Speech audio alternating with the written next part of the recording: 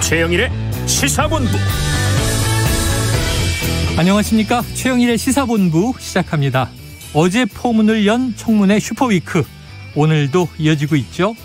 자, 그런데 어제는 치열하기는 한데 한 방이 없다, 이런 이야기가 들렸습니다.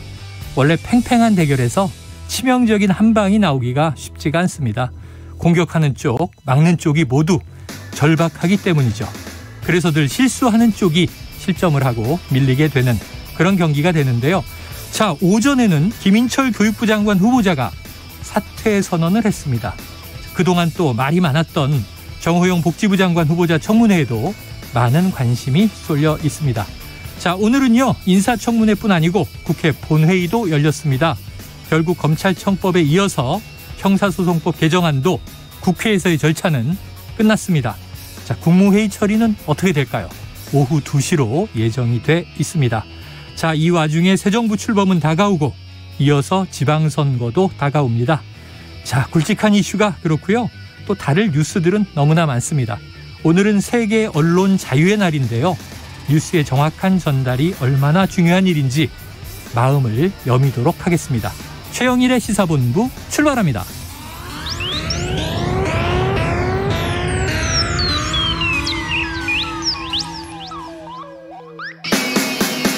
네, 1부에는요, 오늘의 핵심 뉴스를 한입에 정리해드리는 한입뉴스 기다리고 있고요. 2부 10분 인터뷰, 정호영 보건복지부 장관 후보자의 인사청문회 현장 분위기와 검증 방향을 국회 보건복지위원인 신현영 더불어민주당 의원과 이야기를 나눠보겠습니다. 이어서 최평과 불사조 기자단, 그리고 IT본부가 준비되어 있습니다. 자, 오늘도요, 한입에 쏙 들어가는 뉴스와 찰떡궁합, 디저트송 신청 기다리고 있으니까요. 오늘 뉴스에 어울리는 노래가 있으면 문자 샵 9730으로 자유롭게 보내주시기 바랍니다. 오늘의 디저트송 선정되신 분께는 커피 쿠폰 보내드립니다. 많은 참여 부탁드리면서 짧은 문자는 50원, 긴 문자 100원입니다.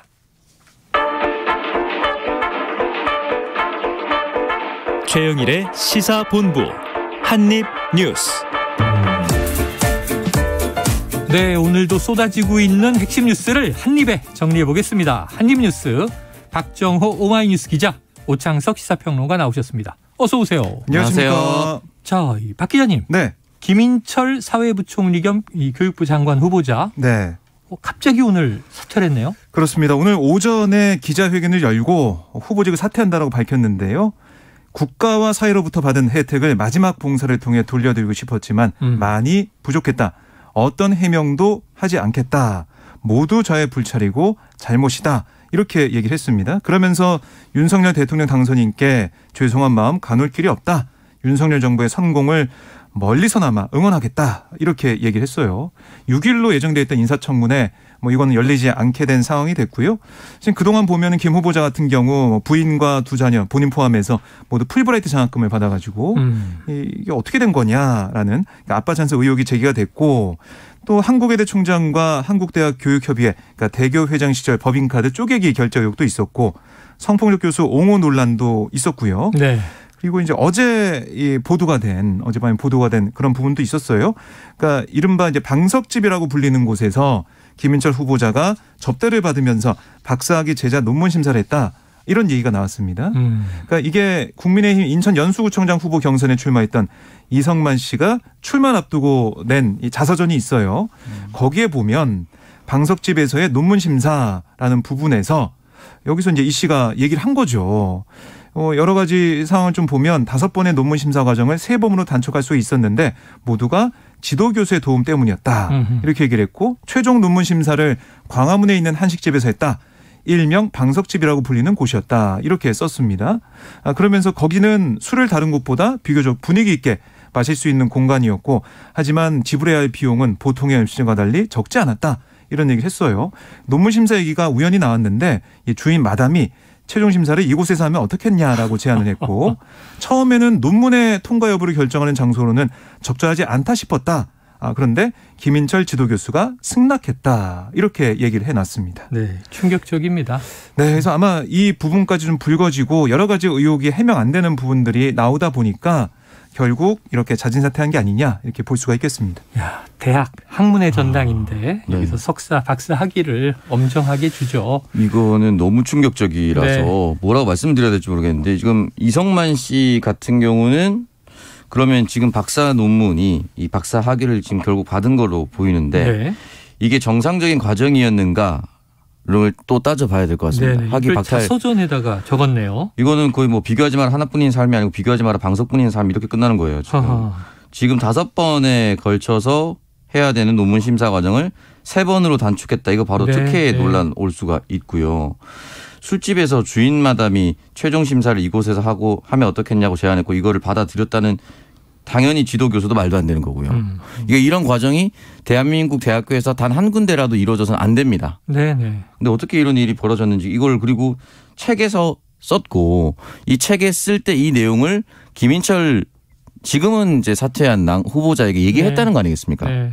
얘기를 하고 동의를 구하고 책에 실었다는 거 아니겠어요? 도대체 뭐가 서로 아무도 잘못을 못 느꼈던 겁니다.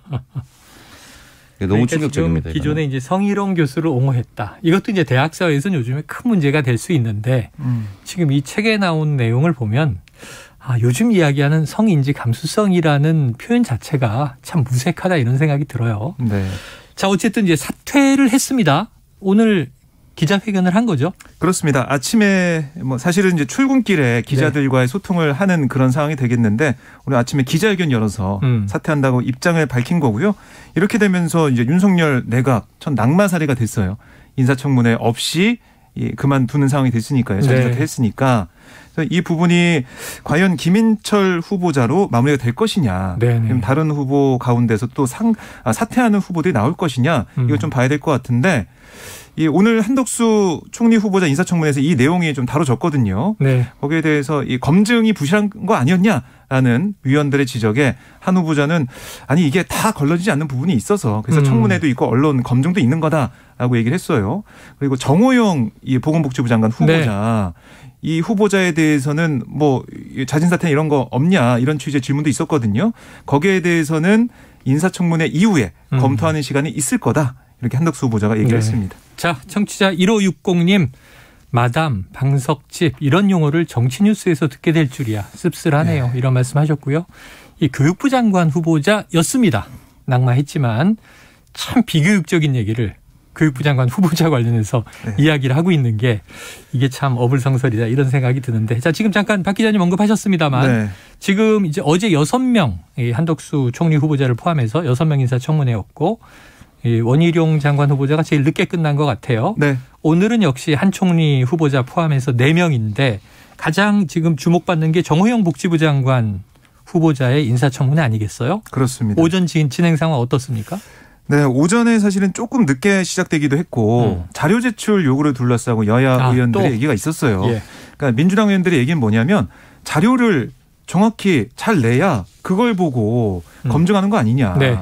그러니까 이 환자의 그런 상태나 이런 걸 잘 알아야 진단도 하고 처방도 하고 하는 건데 그걸 알 수가 없다. 이런 비유까지 들어가면서 자료 제출 미비하다라고 얘기를 했고 특히 이 국세청에 뭐 10년, 20년, 30년 그 오래된 기간 동안에 세금 낸 기록을 달라라고 했는데 정호영 후보자 측에서 5년만 제출하도록 동의했다는 거예요. 최근 5년. 그렇습니다. 그래서 이건 문제가 있는 거 아니냐 지적도 있었고 그래서 다시 내라라는 얘기도 있었고요. 그리고 이제 MRI 자료 제출 같은 경우도 아들의 병역 문제 의혹에 대해서 이건 또 오후에 내기로 했는데 검증이 어떻게 될지 봐야 될 것 같고 그리고 이게 어제 이제 불거진 의혹이죠. 정호영 후보자 처형의 딸, 그러니까 조카라고 보시면 되겠죠. 이 정호영 처형의 딸, 그러니까 부인의 언니의 딸이 간호사로 지원을 했어요. 2015년에 칠곡 경북대병원 공채 합격을 해서 현재 간호사로 근무 중이거든요. 칠곡 경북대병원이 제2의 경북대병원이라고 보시면 됩니다. 근데 공채 당시에 정 후보자가 경북대병원 진료처장이었고 평가위원으로 1차 서류 또 2차 면접 전형에 참여를 했어요. 그러니까 친인척이 지원했는데도 회피 신청하지 않은 거 아니냐. 그래서 이게 아빠 찬스 그동안 얘기 많이 나왔었는데 이번에는 이모부 찬스가 아니냐. 이런 지적이 나왔습니다. 여기에 대한 질문이 있었는데 정호영 후보자는 이 처가 그러니까 부인의 형제가 어떻게 되냐. 사남매 중에 뭐 여자 형제가 어떻게 되고 남자 형제가 어떻게 되냐니까 아마 언니가 있을 겁니다. 이렇게 얘기를 했어요. 그러니까 이게 그래도 4명인데 그중에 언니가 있고 뭐 오빠가 있고 이거는 그냥 다 아는 사실이잖아요. 네네. 근데 아마라는 단어까지 쓴 거는 문제가 있는 거 아니야. 바로 뭐 지적이 나오기도 했고 결국에는 처가와 좀 친하지가 않아서 이거 몰랐다는 거예요. 근데 민주당에서는 이거 어떻게 모를 수가 있냐. 그 많은 가족도 아니고 친하지 않았다고 해도 알 수밖에 없는 상황이 아니겠느냐. 근데 몰랐다는 것에 대한 비판을 좀 하고 있고 결국 여기에 대한 해명이 잘 되지 않고 확인이 안 된다. 검증이 안 된다. 네. 이런 얘기 계속 하고 있는 상황이었습니다. 자, 그리고 또 한 가지 지금 화제가 되고 있는 게 이 딸이 서울대에서 형편 우선 장학금을 받았다. 그런데 이제 정호영 후보자가 지금 이제 임대를 놓고 네. 건물 월세만 2천만 원, 뭐 2,300만 원 받았다는 얘기가 있는데 형편 우선 장학금은 어떻게 받게 된 거죠? 그러니까 이게 총동창회 장학재단 관학회라고 있어요. 아, 있죠. 거기 보면 딸이 서울대 3학년 재학 중이던 2015년 2학기에 299만 6천 원의 장학금을 받았습니다. 근데 말씀하신 것처럼 재산도 뭐 많은 편이고 수입도 월세도 많이 받고 있는 상황인데 네네. 어떻게 받은 거냐라고 물음이 나오잖아요. 근데 거기에 대해서 정부자 측은 관학회 등록금 장학금은 성적 등을 고려하고 생활비 장학금은 가정용품 등을 우선 고려하는 것을 알고 있다. 그러니까 이게 좀 다른 성질 것이다 이렇게 얘기를 하고 있고요. 그런데 이게 이제 관학회 측의 입장을 들어봐야 되잖아요. 네. 그런데 2015학년도 당시 장학생 추천 서류가 현재 남아있지 않다. 이런 입장이라서 당시 어떤 확인할 수가 없다. 과정을 거쳐서 이렇게 네네. 지급이 된 건지는 알 수가 없는. 그때만 가난했었나? 그러게요. 예. 어떻게 된 걸까요? 알 수가 없는 상황인데 근데 보통 이제 장학금이라고 하는 것은 예. 가정 형편도 뭐 따지는 그런 부분들이 보통은 많은데 네. 이 상황은 좀 분리가 돼 있었다라는 정부자 측의 설명이 나왔습니다. 아니면 그 해에 이제 장학생 중에 가장 가난했을 수도 있죠. 다른 분들은 월수입이 억대였거나. 네. 자, 오평님 지금 어떻게 보십니까? 이런 상황은? 이 등록금 장학금이랑 생활비 장학금이 다르게 운영될 수 있다는 걸 알고 있는데요. 네. 당시 관학회가 그렇게 운영했는지 일단 따져봐야 되고 네. 아주 높은 확률로 정호영 장관 내정자가 계속해서 병원을 운영했었다라면 단 한 번도 이 월 가구 소득 6에서 8분이 속했던 적이 없었을 거라고 봅니다. 적어도 이 기준에서는. 네네. 그렇기 때문에 이 부분에 대해서 등록금이나 생활비는 받을 수 없는 과정이었다고 저는 생각이 들고요. 네. 일반적으로 가정 형편이 이렇게 어렵잖아요. 6분에서 8분이 또 밑으로 더 내려간다는 할 경우에 등록금 장학금을 받잖아요. 그럼 등록금 장학금을 받고 나머지는 생활비를 벌어야 되기 때문에 생활비 알바를 해야 돼요. 네네. 근데 이게 생활비를 보전해 주기 위해서 또 다른 장학금을 받을 수 있는데 이게 겹쳐서 받으면 네. 두 개 중에 하나를 포기해야 되는 상황입니다. 법률상. 그렇기 때문에 결국은 등록금을 벌기 위해서 알바를 해야 되는데 알바를 해서 생활비를 또 벌어야 되는데 이게 양립이 안 되다 보니까 이렇게 엄격한 규정을 세워놓으면 결국은 장학금 제도가 무색하다. 이제는 성적 장학금이 아니고 전부 생활 장학금을 돌려야 된다는 얘기를 거의 한 10년 전부터 얘기했습니다. 주요 명문대라고 볼 수 있는 뭐 고려대학교라든지 이런 몇몇 학교는 이미 시행을 하고 있고요. 그렇게 하고 있는데 지금 서울대에서 그 현실을 모르고 2005년에 부모의 재산 정도를 파악하지도 않고 줬다라는 것은 조금 저는 이상하다라고 보고 물론 그냥 줬을 수도 있는데 줬다라고 했을 경우에 네. 총동창회 장학재단이라고 할 수 있는 관학회가 등록금 장학금을 지급을 하면서 아무런 기준이 없다라고도 볼 수가 있는 거예요. 아무런 기준이 없었기 때문에 이렇게 받을 수가 있었던 것이 작은 기준이라고 있었다라고 한다면 이거 절대 모를 수가 없습니다.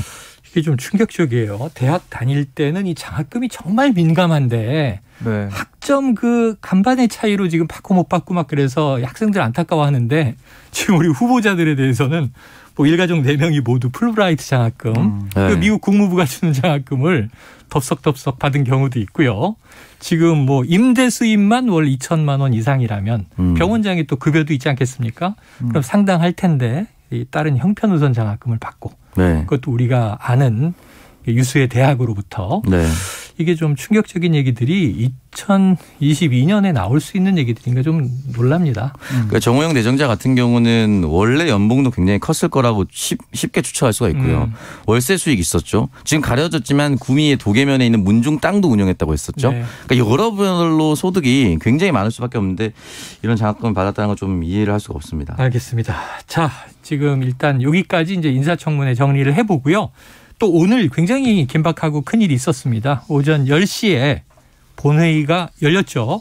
결국 형사소송법 개정안이 처리가 됐고 그리고 이제 이 사개특위 사법개혁특별위원회 구성안도 의결이 됐는데 굉장히 신속하게 속보가 아침 일찍 나왔더라고요. 네. 관련해서 육성으로 상황을 좀 듣고 이야기 나누겠습니다.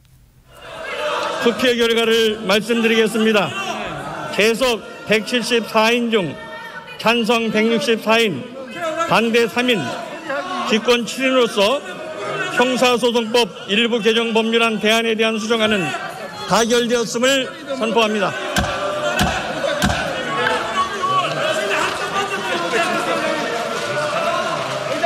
수정안이 가결되었으므로 원안은 표결하지 않겠습니다. 그러면 형사소송법 일부 개정 법률안 대안은 수정안 부분은 수정안대로, 기타 부분은 원안대로 가결되었음을 선포합니다. 네, 가결되었음을 선포합니다. 땅땅땅 했는데 지금 본회의장은 상당히 좀 이제 이 저항과 항의의 목소리들이 네. 시끄러운 것 같고 지금 이제 참석 표결 인원을 보니까 국민의힘은 불참한 것 같아요. 네, 그렇습니다. 계속 이제 피켓을 들고 항의하는 그런 목소리만 냈고요. 현장에 있었지만. 그렇습니다. 그래서 이게 결국 뭐 막을 수가 없는 상황이었기 때문에 네. 국민의힘 의원들도 본회의 전에 본회의장 앞에서 피켓 시위, 그다음에 안에 들어와서도 피켓 들면서 소리 지르는 것, 그렇게 할 수가 없는 상황이었고, 뭐 오늘 보면 일사천리로 통과가 돼서 앞으로 남아 있는 것은 국무회의 이 공포 이 과정만 남아 있게 되겠습니다. 네, 자 오평론가님. 네. 국무회의는 오후 2시로 예정됐다라는 속보가 또 나왔어요. 네. 통상은 오전에 여는데 지금 국회 상황을 감안한 거겠죠? 네, 국회 상황은 감안한 거라고 볼 수가 있고요. 이 부분에 대해서는 이제 국무회의에서 대통령이 어떤 입장을 표명할지도 저는 이미 이제 4월 말부터 충분히 예상이 됐었다라고 볼 수가 있습니다. 네. 뭐 문재인 대통령이 정치인이 되기 전부터 이 검찰 개혁에 대해서 계속해서 얘기를 했었고 본인 스스로도 사실은 이제 법조인으로서 전문가이기도 합니다. 본인이 완벽하게 이 안을 짰다고 보기는 어렵지만 네. 이 흘러가는 맥락은 다 동의했다라고 볼 수가 있거든요. 그러니까 이제 본인의 원안을 짰다라고 말씀드리지 않는 이유는 민주당이 원안을 작성하고 중간에 권성동 의원의 합의안이 있었고 네. 다시 최종 수정안이 나왔기 때문에 대통령이 직접 안을 짰다고 보기는 어렵지만 그 방향은 모두 동일하다고 저는 생각합니다. 그렇기 때문에 이 부분에 대해서 더 이상 잡음을 일으키지 않는 방향으로 대통령이 공포하지 않을까라고 조심스럽게 추측해 볼 수가 있고요. 이 부분에 대해서 대통령이 결정을 내려야만 대통령이 마지막 법적 정치적 책임까지 지는 거라고 저는 생각합니다. 네. 그렇기 때문에 민주당만 원하는 것이 아니라 국정과제로서 이것을 임기 전에 완료한다라는 의미를 가지고 있다고 볼 수 있습니다. 네. 그런데 뭐 국민의힘이나 또 이 장제원 당선인 비서실장, 네. 검찰 쪽은 문재인 대통령이 거부권을 행사해달라 이런 요구를 또 하고 있고 네. 이준석 이 국민의힘 대표만 뭐 거부권 행사하겠느냐 하고 좀 부정적으로 보는 시각인 것 같아요. 네. 자, 우리 방송이 끝나는 오후 2시에 국무회의가 열리니까 자 어떻게 공포됐는지 지켜봐야 되겠는데 오늘 본회의도 뭐 10시에 개회되는 것으로 들었는데 네. 속보가 뭐 10시 6분인가 나왔더라고요. 그러니까 5분 만에 처리가 됐어요. 어허. 네, 빨리 처리가 됐고 국민의힘에서는 의사 진행 발언하겠다라고 네. 요구를 했지만 박병석 국회의장이 아니다. 그거는 표결 끝나고 해라. 왜냐하면은 이 필리버스터를 끝낸 그 법안 네. 본회의 열리면 바로 표결하게 돼 있기 때문에 그렇죠. 그 국회법에 따라서 이게 표결 먼저 하겠다라고 하면서 국민의힘은 그런 게 어딨냐라고 또 항의하는 모습. 그리고 또 의사 진행 발언에서 뭐 앙증맞은 몸 이런 이제 또 배현진 이제 의원의 뭐 사태질 이런 네. 것 때문에 불미스러운 일이 벌어졌었기 때문에 국회의장도 지금 뭐 의사진행 발언하면 좀 깜짝깜짝 놀랄 것 같다 이런 생각 듭니다. 네. 자, 지금 점심시간이니까요. 12시 이제 39분 넘겼는데 교통 상황을 알아보고 와서 계속 이어가겠습니다. 교통정보센터의 김한나 리포터 나와주세요. 네, 12시를 넘어가면서부터 정체는 조금 주춤하는데요. 작업 여파를 받는 곳들이 있습니다. 고속도로에서는 중부 내륙고속도로 양평 방면 여주분기점 부근에서 작업을 하는데요. 이 여파를 받아서 감곡나들목에서 여주분기점까지 8km 길게 정체되고 있고요. 수도권 제일순환고속도로 일산에서 판교 쪽으로는 장수에서 소래터널 부근 4차로를 막고 작업을 하고 있어서 부근으로 밀리고 있습니다. 장수 나들목부터 시흥 나들목까지 3km 정체입니다. 경부고속도로 서울 쪽으로는 달래내에서 반포까지 어렵고요. 반대 부산 쪽은 한남에서 서초 또 신갈분기점 부근에서 수원 나들목까지 속도 떨어집니다. 마지막으로 서해안고속도로 서울 방면은 일찍에서 금천까지, 반대 목포 쪽은 팔탄분기점 부근에서 화성 휴게소 부근까지 5km 더디게 지나고 있습니다. KBS 교통정보센터에서 김한나였습니다.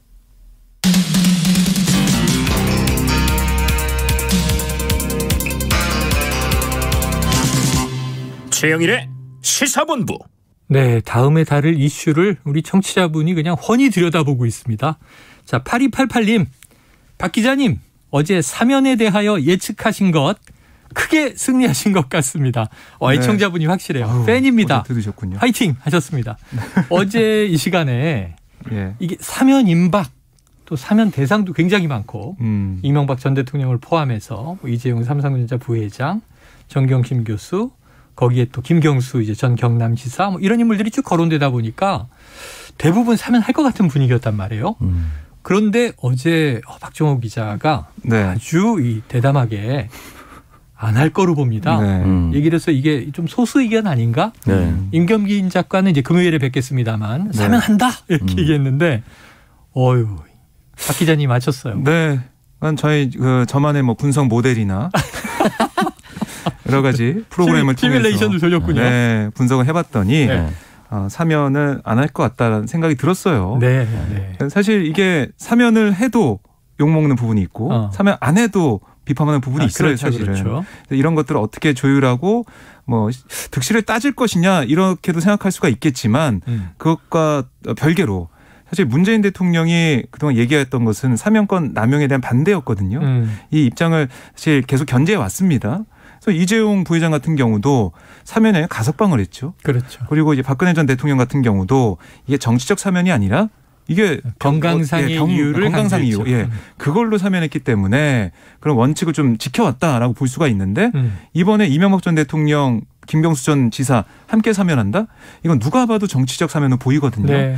특히 국민적 공감대도 없이 과반이 반대를 하고 있는 상황에서 이렇게 추진하는 것, 이건 너무나 어떻게 보면은 문재인 대통령 자신의 여러 가지 정치적인 생각과 이런 것들 뒤집는 상황, 많이 부담이 크거든요. 그래서 그런 것을 여러 가지 검토해 봤을 때 저는 사면 안 할 거라고 봤는데 제 이제 예측이나 이런 것들 조금씩 맞아가고 있네요. 전에는 많이 틀렸었는데 앞으로는 좀 많이 맞지 않을까. 그게 아니고 박지영 기자가 이재용 부회장이라든지 김경수 전 지사 너무 싫어해서 그런 거 아닐까요? 개인적인 감정을 담아서 이 사람들 절대 풀어주면 안 돼.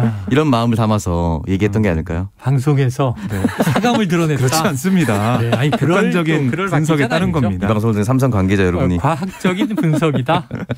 오평론가님은 계속 좀 이제 먹칠을 하는 분이었는데 잘 맞췄어요. 자, 6일 지방선거에서 또 이러한 과학적 분석이 빛을 발하기를 이제 기대해 보는데, 자, 오평론가님도 한번 좀 이제 문재인 대통령에게 빙의를 해 보시면, 네. 자, 사면을 안 하기로 결정한 이유 좀 설명이 됩니까? 저는 일단 이 부분에 있어서 이 세 사람의 그 각각의 여론조사가 있었는데요.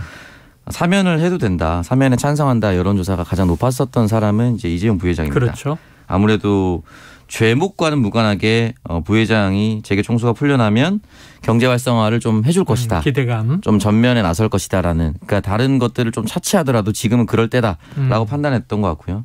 그 다음이 이명박 전 대통령이고 그 다음이 김경수 전 지사였습니다.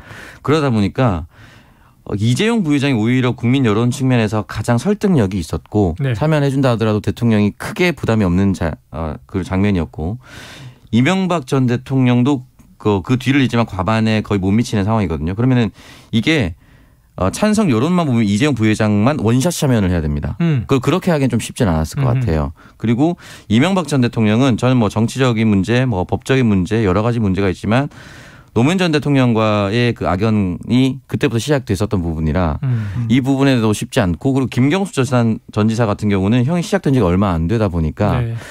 김경수 전 지사를 사면하기 위해서 이명박 전 대통령까지 용단 내린 거 아니냐라는 비판이나 또는 일각의 시선까지 받을 수 있다는 걸 정치적 딜이다. 고려했을 수밖에 없다고 저는 생각이 들어요. 그러니까 애초에 이게 국민적 여론으로서 이 모든 세 사람을 사면해야 된다라고 얘기했으면 모르겠지만 김경수 전 지사의 이름을 권성동 당시 원내대표 취임 전에 의원이 대통령 선거 끝나자마자 그냥 얘기를 해버렸거든요. 그러니까 애초에 딜처럼 보이게 만들어버렸습니다. 네. 근데 그 딜처럼 만들게 보였다 하더라도 대통령이 용기 있게 결단을 내릴 수 있게 하는 방법은 당선인과 그리고 당선인 인수위 측에서 계속해서 요구를 했어야 됩니다. 이거는 문재인 대통령 임기 내에 좀 풀어주십시오. 풀어주고 가십시오라고 계속 얘기를 했어야 되는데 네. 그때 한 번 얘기하고 사실 그 뒤에는 언급이 없었습니다.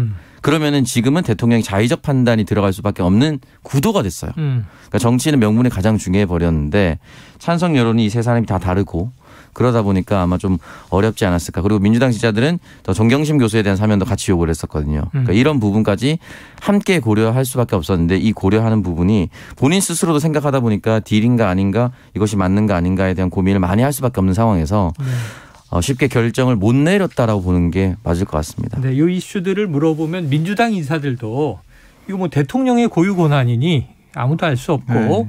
대통령의 고심이 깊겠다 이런 정도만 언급을 하고 넘어갔는데 사실은 뭐 임기 막판이니까 눈 딱 감고 네. 그냥 다 해줘도 뭘 할 사람은 없잖아요. 그렇죠. 비난은 있겠지만 네. 그런데 이제 결국 고심의 결과는 자 청원 답변이 이렇게 나왔었죠. 사법정의와 국민적 공감대를 고려하겠다 네. 얘기를 했는데 그 결과는 아닌 것으로 내려진 것이 문재인 대통령의 판단인 것 같습니다. 자, 인수위원회가 이제 기한이 얼마 안 남았어요. 다음 주면 5월 10일 취임식이 다가오기 때문에 네. 5월 9일이면 이제 인수위 역할은 끝인데 오늘 새 정부에 110개나 되는 국정과제를 발표했네요. 네, 100대 과제 발표될 걸로 생각을 했었는데 110개 과제가 발표가 됐습니다. 먼저 6대 국정 목표 이걸 좀 먼저 보면 네. 상식이 회복된 반듯한 나라, 또 민간이 끌고 정부가 미는 역동적인 경제, 따뜻한 동행, 모두가 행복한 사회, 자유가 창의로 만드는 담대한 미래, 자유, 평화, 번영에 기여하는 글로벌 중추국가, 또 대한민국 어디서나 살기 좋은 지방시대 이런 것들을 얘기했는데 뭐 110개 세부 국정과제를 쭉 뭐 다 볼 수는 없으니까 눈여겨봤던 그런 부분들 아마 여성가족부 폐지 네. 이게 과제에 들어가냐 또 많은 분들이 궁금해하셨을 것 같은데 사실 여기는 인수위가 맨 처음에 과제를 선정할 때 선을 그었었어요. 그러니까 지금 현 정부의 조직을 운영해 나가면서 네. 차차차차 해 나가겠다 했기 때문에 이건 안 들어갔고 여가부 장관 후보자도 그렇죠. 지명이 됐는데요. 예. 그렇습니다. 그다음에 이제 탈원전 정책 관련해 가지고 네. 이거는 원전을 계속 앞으로 활용하겠다라는 그 얘기를 하면서 신재생 에너지를 얘기를 하고 있었고요. 그다음에 아마 청년들이 관심을 가졌던 부분 이 병사 월급 네. 월 200만 원. 이거 실현이 될까 많은 분들이 궁금해하셨는데 인수위 말은 2025년에 병장 월급 기준으로 이 자산 형성 프로그램 플러스 월급으로 200만 원을 달성하겠다. 네네. 이렇게 약속을 했습니다. 그리고 이제 검찰 개혁과 관련해서도 이 법무부 장관의 수사지휘권 폐지나 아니면은 공수처나 경찰과 함께 고위공직자 범죄나 이런 것들을 좀 같이 수사할 수 있는 방향으로 가는 그런 과제를 설정했습니다. 병사 월급 200만 원. 네. 저 제대할 때 10,000원이었는데. 아 진짜요? 병장 월급이. 언제 제대하신 겁니까? 평론가님 뭐 재입대 하십니까? 제가 제대할 때 저는 병장 월급이 10만 원이었습니다. 아유. 딱 10배 차이였네요. 네, 그러네요. 근데 이제 200만 원이 됐으니까. 네. 자, 여성가족부 폐지는 안 들어갔다. 지금 오평론가님 전반적으로 뭐 세세하게 이제 110개. 근데 여기에 지방 분권에 대한 내용은 구체적인 사안이 빠져 있고 그거는 이제 5대 과제가 들어있고 예. 지방 과제는 별도로 또 그렇습니다. 낸다 그랬어요. 네, 특위 구성이 돼 있기 때문에 거기서 논의한다고 합니다. 그러면 이제 110개 플러스 알파가 될 텐데 오늘 발표된 내용 전반적으로 어떻게 보셨습니까? 일단은 뭐 선거 기간 중에 충분히 예상할 수 있었던 부분이라고 생각이 들고요. 전 지방 분권에 대해서 좀 빠져서 아쉬운데 보완하는 작업이라고 저는 믿고 싶습니다. 보완 작업이다. 네, 그러니까 수도권과 비수도권의 격차가 계속해서 벌어지고 있기 때문에 이대로 가다가 대한민국 계속 공멸할 수밖에 없거든요. 그러니까 지방 소멸로 끝나는 게 아닙니다. 대한민국 공멸로 가기 때문에 반드시 좀 보완을 해 주셨으면 좋겠고요. 원전에 대한 문제가 결국은 이제 탈원전을 완전히 폐기하고 원전을 돌아서는 그런 방향으로 갈 것 같은데 만약에 그렇게 간다라고 했을 경우에는 한 2가지 정도를 꼭 지켜줬으면 좋겠습니다. 네.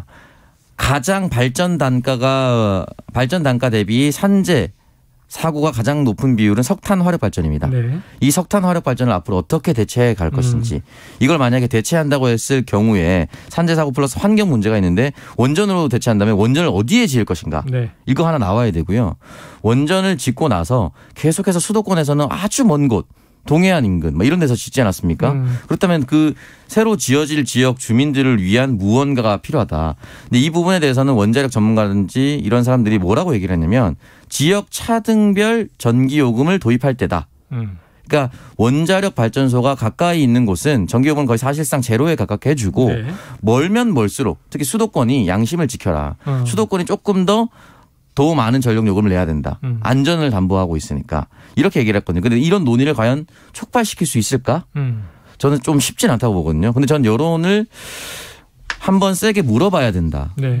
우리도 사실은 지금 서울에서 녹화를 하고 있지만 원자력 발전소는 굉장히 먼 곳에 있습니다. 네, 울진에 있고 뭐 고리에 있고 그렇죠. 네, 이런 부분을 좀 장기적으로 좀 세웠으면 좋겠고 이 부분에 대해서 총체적으로 이제 기후 위기가 전 세계가 헤쳐나가야 할 모델이기 때문에 이런 에너지 문제 좀 했어야 됐고 안철수 후보가 그 당시 대선 토론에서 얘기했었던 연금 개혁 문제. 네. 지금 2030이나 또는 10대들까지도 조금만 관심을 기울이면 우리가 낸 세금을 연금 받을 수 있을까?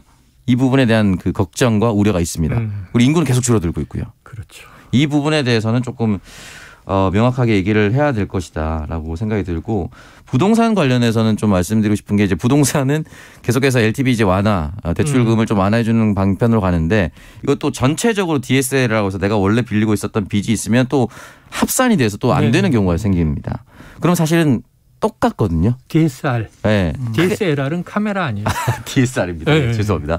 DSR인데 그게 이제 사실은 적용이 된다고 했을 경우는 LTV 몇 %가 큰 의미가 없어져 버려요. 그러니까 이 부분에 대해서도 어떻게 해줄 수 있을지 결국은 주거 안정, 에너지 그리고 미래 이게 다 한 맥락이기 때문에 이런 거 좀 뚜렷하게 얘기해 주면 아마 잘 얘기해 준다면 국민들에게 정말 새로운 기대와 부푼 꿈을 안겨줄 수 있을 거라고 저는 생각이 들고 첨언을 하자면 출생 정책 좀 잘 해주셨으면 좋겠습니다. 출생 정책. 네. 자 지금 뭐 한 이 6가지 지방분권 빼고 5가지 거기 말씀하신 대로 이제 공정과 상식의 원칙, 또 부동산 정책, 네. 거기에 또 이제 경제 그리고 이제 복지 이렇게 쭉 망라가 돼 있어요. 외교 등등. 자 이게 오후에 또 이 2부에서 저희가 꼼꼼하게 한번 다뤄보도록 하고요. 자 짧게 하나. 지금 안철수 인수위원장 이제 다음 주에는 인수위원장직도 놓게 됩니다. 네. 이 역시 분당갑에 출마하지 않겠느냐 하는 이야기가 조금씩 솔솔 나오고 이게 그러면은 이재명 고문과 맞대결하는 거냐 이런 얘기가 나왔는데 지금 이원욱 민주당의 전략공천위원장이죠. 네. 이재명 고문이 개항을 차출을 하는 것도 고려하고 있다. 이런 얘기를 했어요? 네, 그 여러 가지 가능성을 얘기하고 있는 상황인 것 같은데요. 그러니까 지금 이재명 전 후보가 자신 출마하겠다 말겠다 이런 얘기는 하고 있지 않지만 네. 당에서 그 지역에 가능한 인물군으로 검토해야 된다.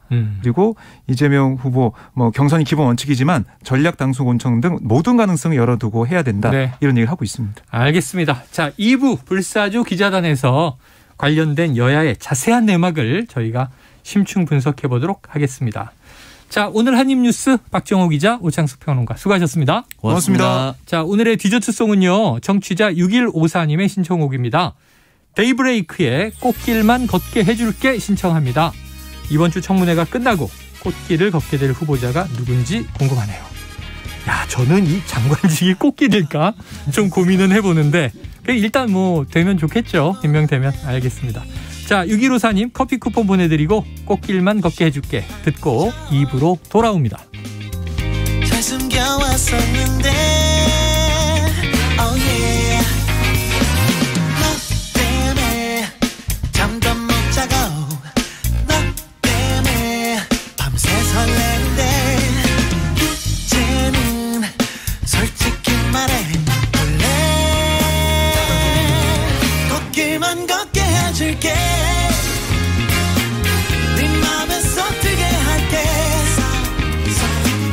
널 알게 된 순간부터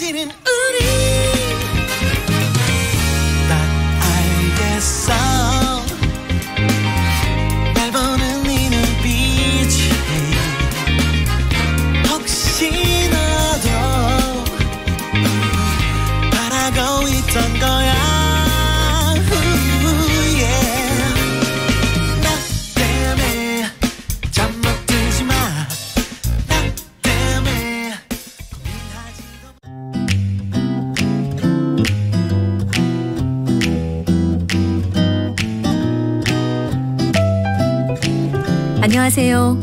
바른말 고운말입니다. 어떤 조직이나 단체에서 파업을 하게 되면 꼭 필요한 일이긴 하지만 또 피해를 보는 사람들이 생기다 보니 이럴 때 집단 이기주의를 지향해야 한다라는 얘기를 하곤 합니다. 여기서 지향이라는 말의 정확한 뜻은 무엇인지 오늘 짚어보겠습니다.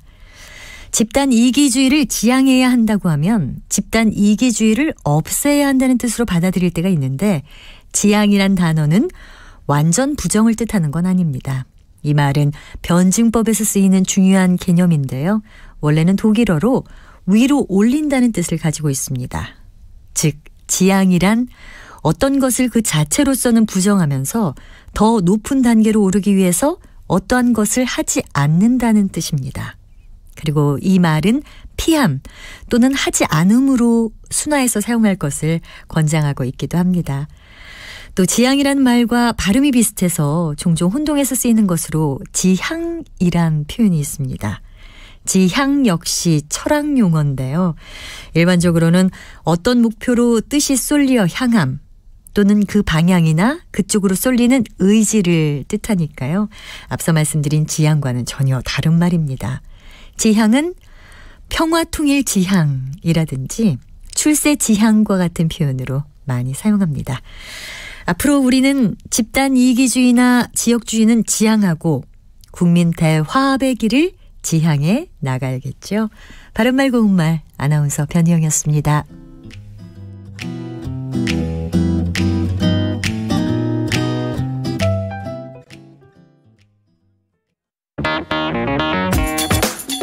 시사는 뜨겁다.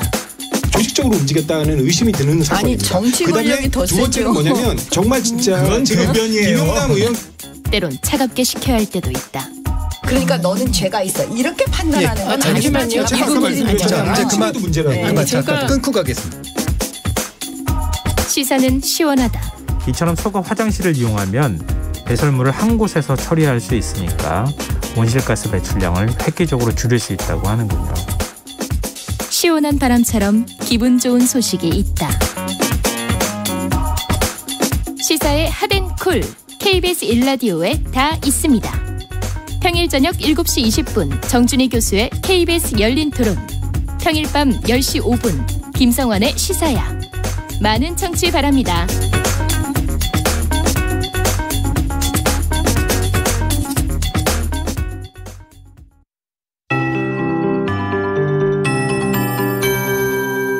KBS 58분 날씨.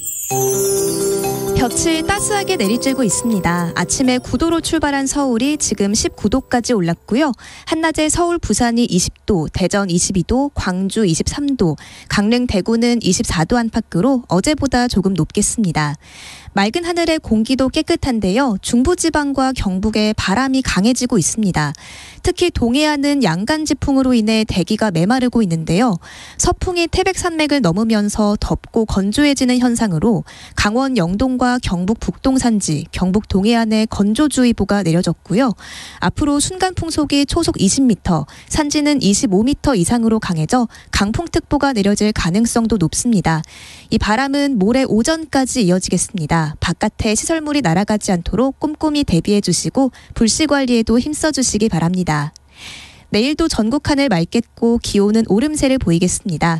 아침에 서울이 11도, 광주, 대구 10도 안팎으로 오늘보단 바람결이 좀 부드럽겠고요.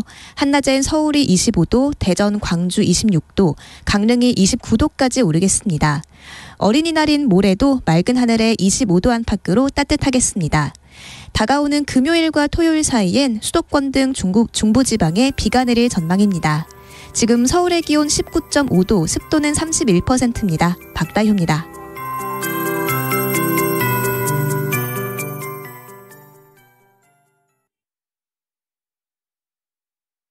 정성을 다하는 국민의 방송 KBS가 한시를 알려드립니다. AM 711kHz, FM 97.3MHz, KBS 1라디오입니다. HLKA.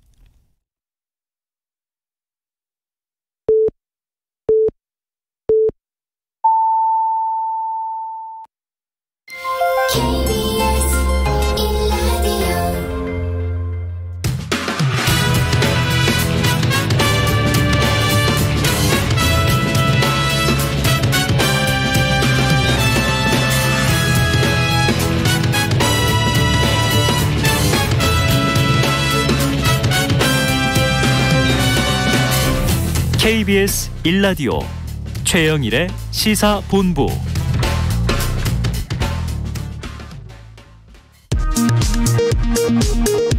이 시각 라디오 정보센터 뉴스입니다.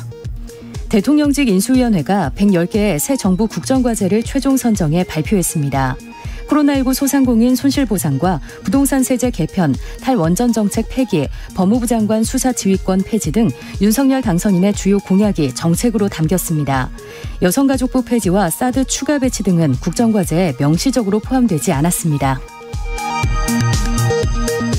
스텔스 오미크론으로 불리는 BA2보다 확산 속도가 20% 이상 빠른 것으로 알려진 오미크론 세부 계통 변이 바이러스가 국내에서 처음으로 확인됐습니다. 확진자는 지난달 16일 미국에서 입국한 50대 여성으로 3차 접종을 완료한 것으로 파악됐으며 현재까지 임상적으로 특이한 상황들은 나타나지 않았습니다. 한국은행은 원자재 가격 상승, 거리두기 해제에 따른 수요자층 물가 압력 증대 등을 이유로 소비자 물가 상승률이 앞으로도 당분간 4%대 오름세를 지속할 것으로 전망했습니다. 러시아 본토 공격설에 대해 우크라이나가 확인도 부인도 안 하는 NCND 전략을 구사하고 있다고 뉴욕타임즈가 보도했습니다. 우크라이나의 이런 태도는 러시아 본토 공격을 공식 인정하는 경우 파장이 걷잡을 수 없을 정도로 커질 수 있기 때문으로 풀이된다고 신문은 전했습니다. 지금까지 라디오 정보센터 조진주였습니다.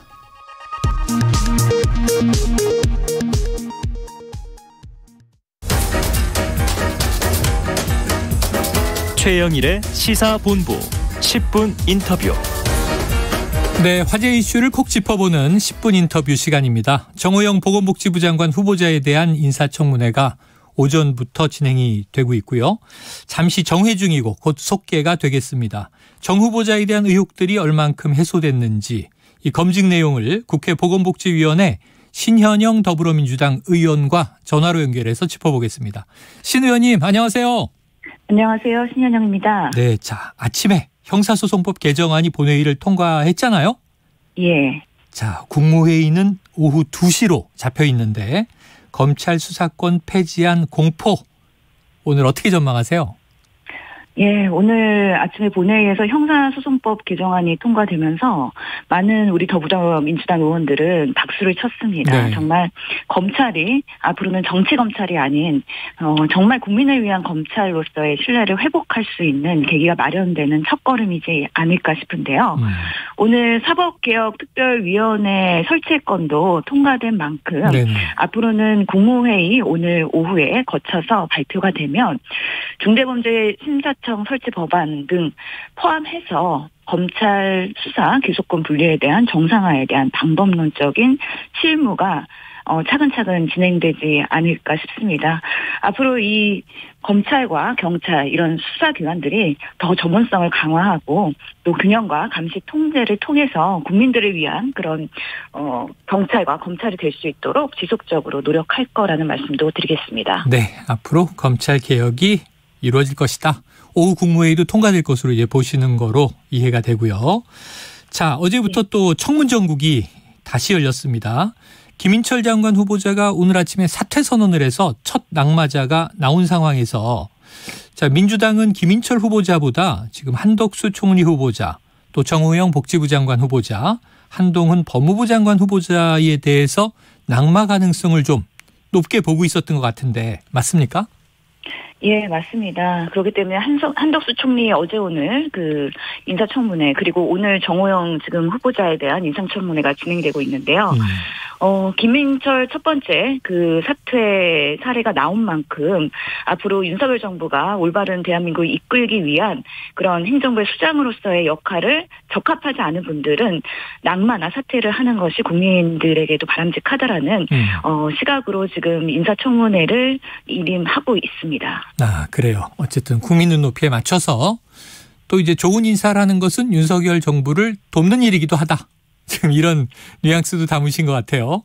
예, 맞습니다. 성공적인 윤석열 정부의 그런 국정 운영을 위해서 저희도 같이 협조할 부분은 협치를 하고요. 또 견제도 할 것이지만 결국에는 궁극적으로 국민들을 위한 그런 인사가 되어야 된다라는 일념은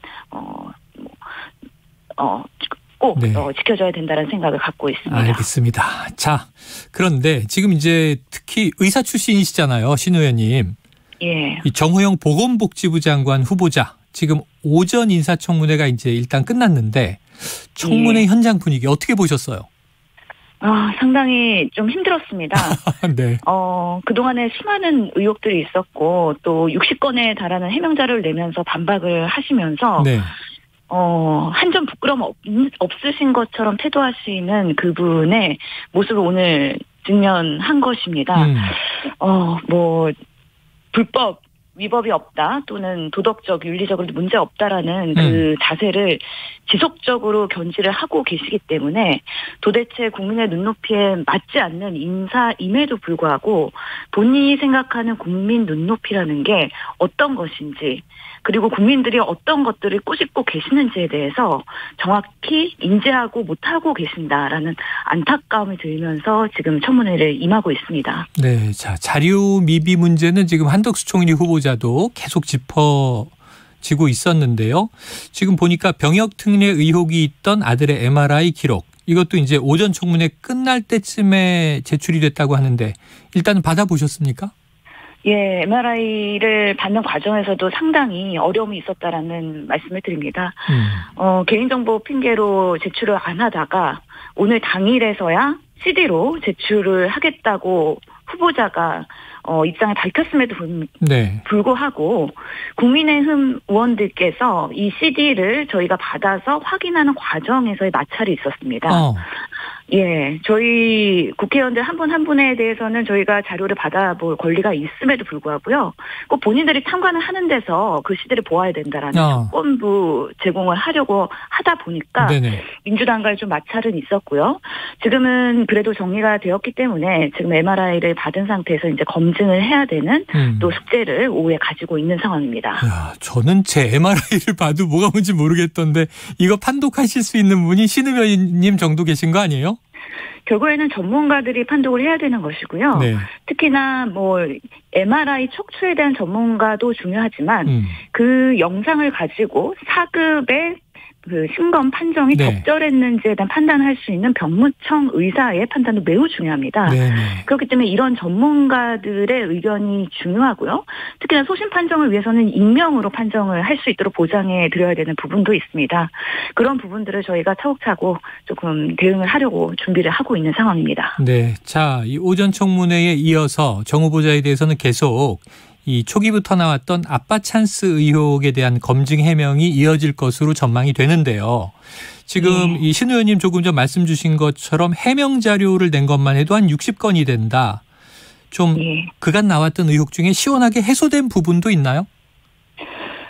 대부분의 해명 자료가 변명으로 일관하고 있고요. 아전 인수격이기 때문에 저희 의원들이 받아들일 수가 없는 것입니다. 오히려 더 의혹이 커지고 있기 때문에 검증을 제대로 해야 된다라는 그런 필요성을 느끼고 있는데요. 특히 오늘 오후에도 수많은 증인들이 출석을 하십니다. 관련해서 경북대병원의 관계자들이 한 15명 정도가 오시는데요.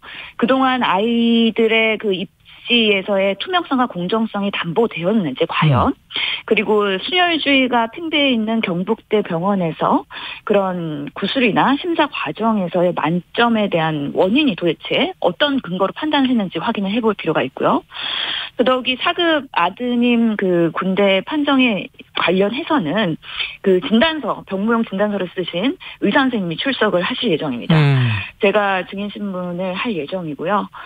그 진단서에서의 허위가 없었는지에 대해서도 꼼꼼하게 따질 예정입니다. 네. 자, 오늘 김인철 후보자가 사퇴하자 민주당 의원들이 정호영 후보자에게도 이 사퇴 압박을 했다 이런 이제 보도가 나왔어요. 그런데 정호영 후보자는 이 자신에게 씌워진 여러 가지 의혹을 밝히기 위해 이 자리까지 온 것 같다. 보건복지부 홈페이지에 이게 63건이나 되는 의혹을 세세히 밝혔다. 사퇴 요구를 일축을 했습니다. 신 의원님 지금까지 보시기에 사퇴해야 한다고 보세요? 예, 오히려 오늘 인사청문회에 임하는 태도를 보니 정말 보건복지부 장관으로서의 역할을 하기에는 적합하지 않다라는 판단이 듭니다. 특히나 보건과 복지를 아우러야 되는 장관 부처이기 때문에 정말 우리 사회의 약자와 그리고 사회 소외계층의 눈높이에서 행정을 수행을 해야 되는 분이신데요.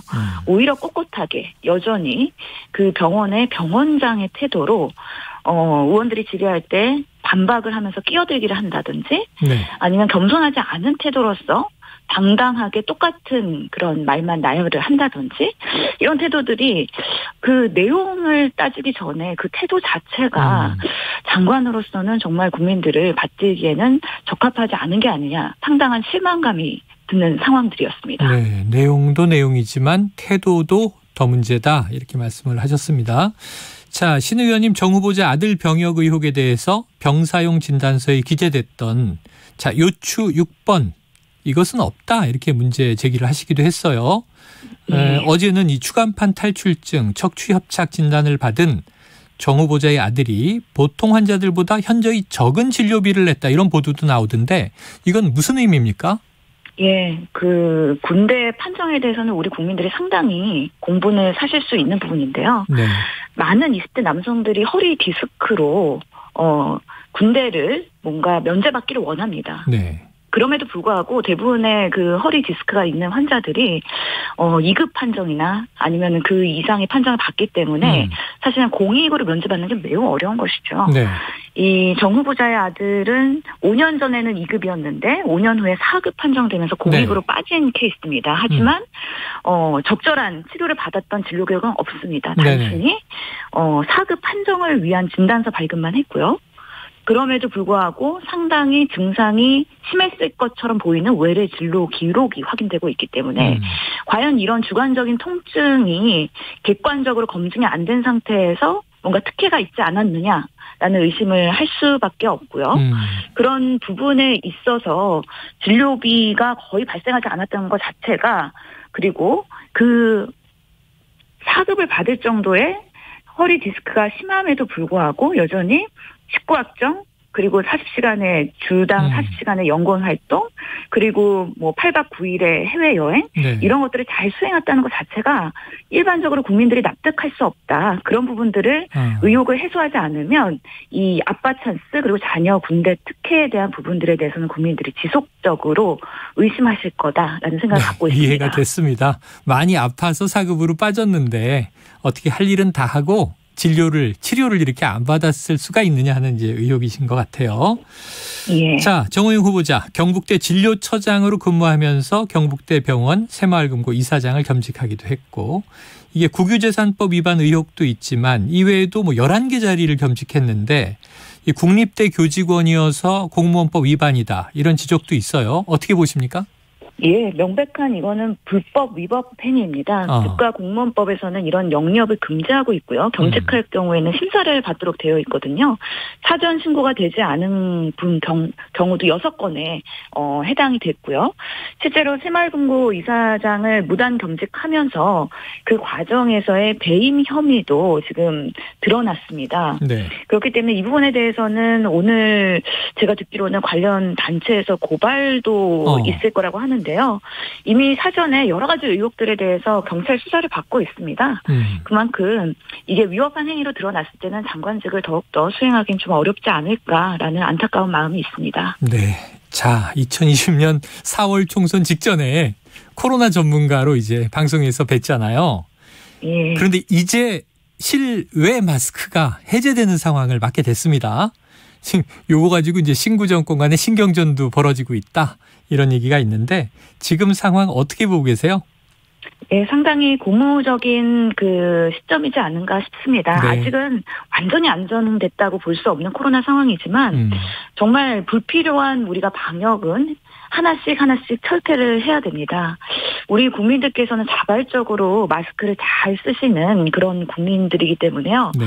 그런 부분에 있어서의 존중을 하면서 불필요한 예를 들어서 뭐 격렬한 운동을 한다거나 여러 가지 시위에서 활동을 할 때 있어서 굳이 안 써도 되는데 써야만 했던 그 불편함을 조금 더 하나씩 걷어들이는 게 올바른 코로나의 합리적인 대책이고 그것이 유연성이 있는 그런 대안이다라고 생각이 듭니다. 네, 자, 빨리 이제 팬데믹에서 엔데믹으로 갔으면 하는 바람이 있고요.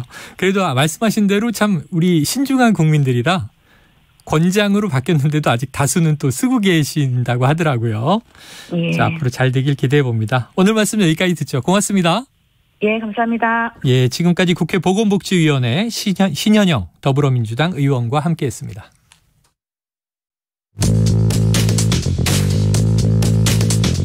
최영일의 시사본부는 여러분과 함께합니다. 짧은 문자 50원, 긴 문자 100원이 드는 샵 9730. 라디오 어플 콩과 유튜브는 무료로 참여하실 수 있습니다.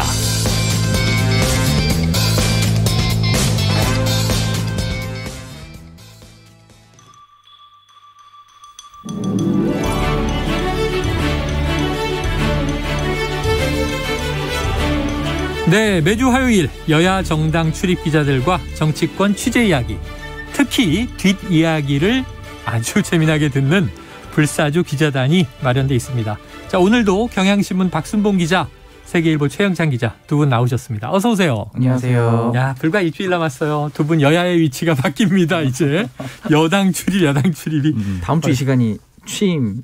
다음 주 이 시간이 취임식이에요. 예. 그렇구나. 이제 전 헷갈릴 것 같은데 야당 출입 박순봉, 여당 출입 최영창 이러다가 잘해야 될 것 같습니다. 네. 자, 오늘도 뭐 뉴스가 쏟아지고 있는데 먼저 요거 한번 저 박 기자님께 여쭤볼게요. 김인철 교육부 장관 후보자 오늘 오전에 결국 자진 사퇴를 했어요. 윤석열 내각의 첫 낙마인데 네. 이런 경우에 보통 지명 철회냐 자진 사퇴냐 스스로 물러났는데 좀 결정적인 이유는 뭘로 보세요?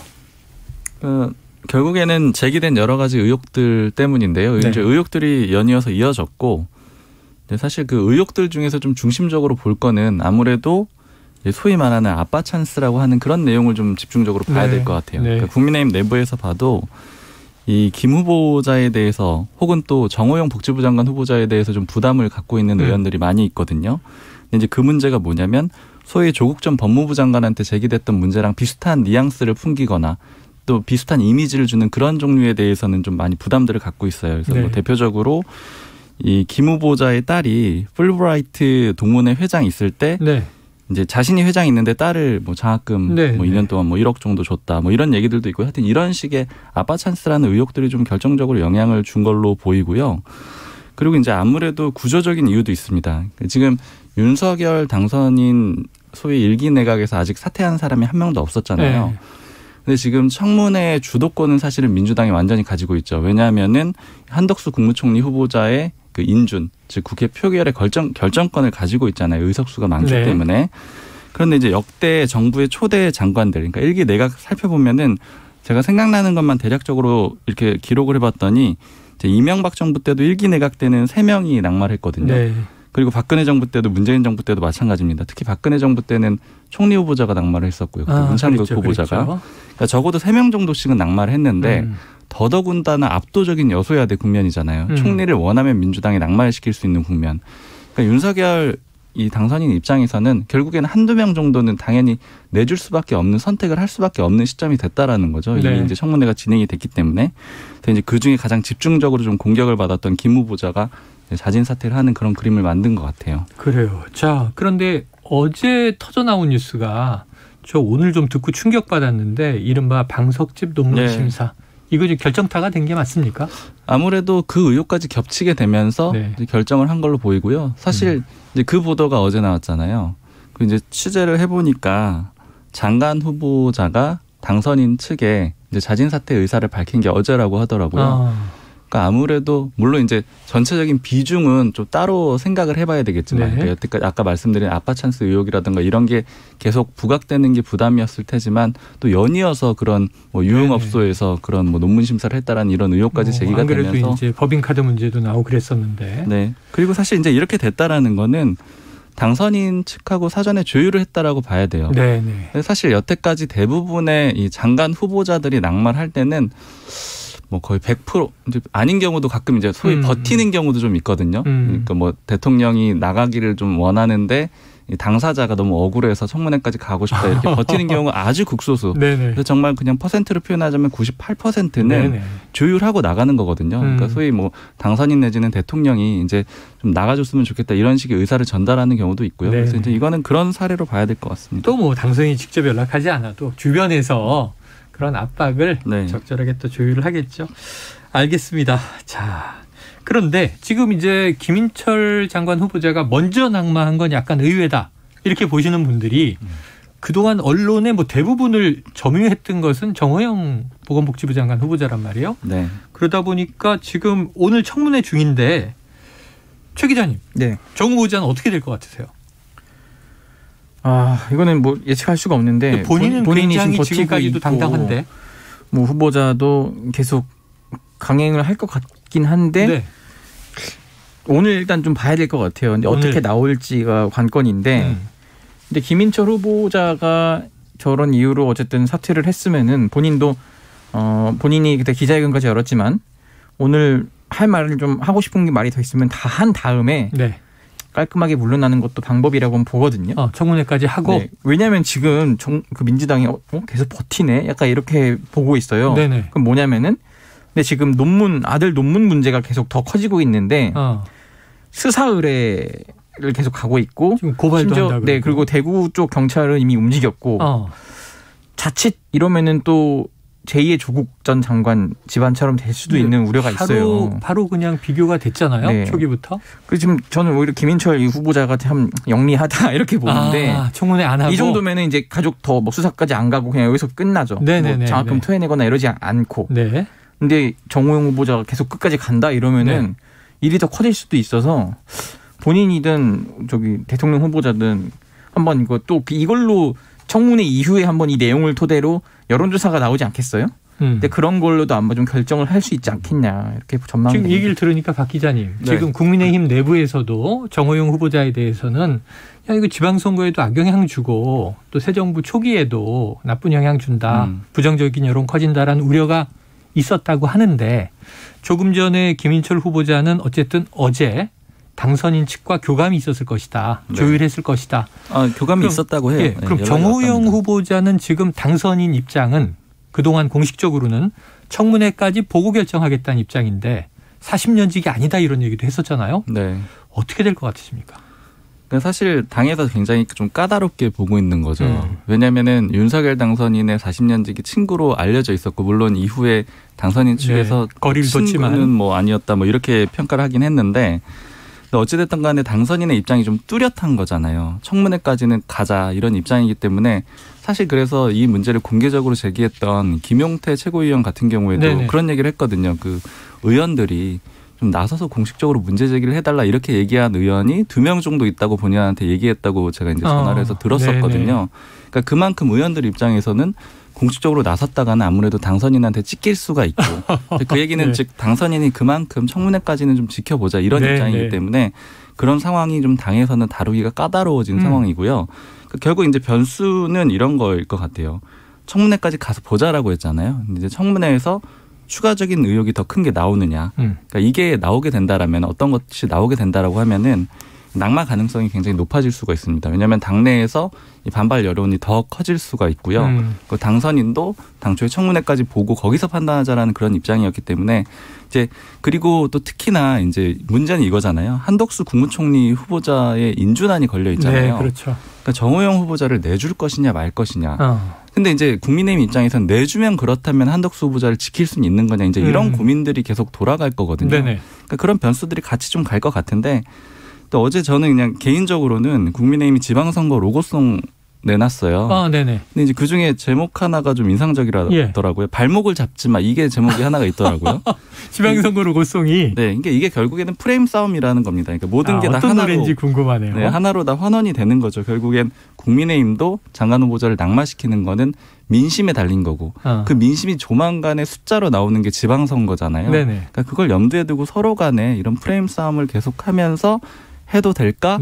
버텨도 될까? 혹은 뭐 낙마를 시켜야 될까? 이런 변수들이 계속 조정이 될 것 같아요. 자, 정호영 후보자 지키기가 국민의힘에 도움이 될까? 이게 이제 궁금하긴 한데 지금 좋아요.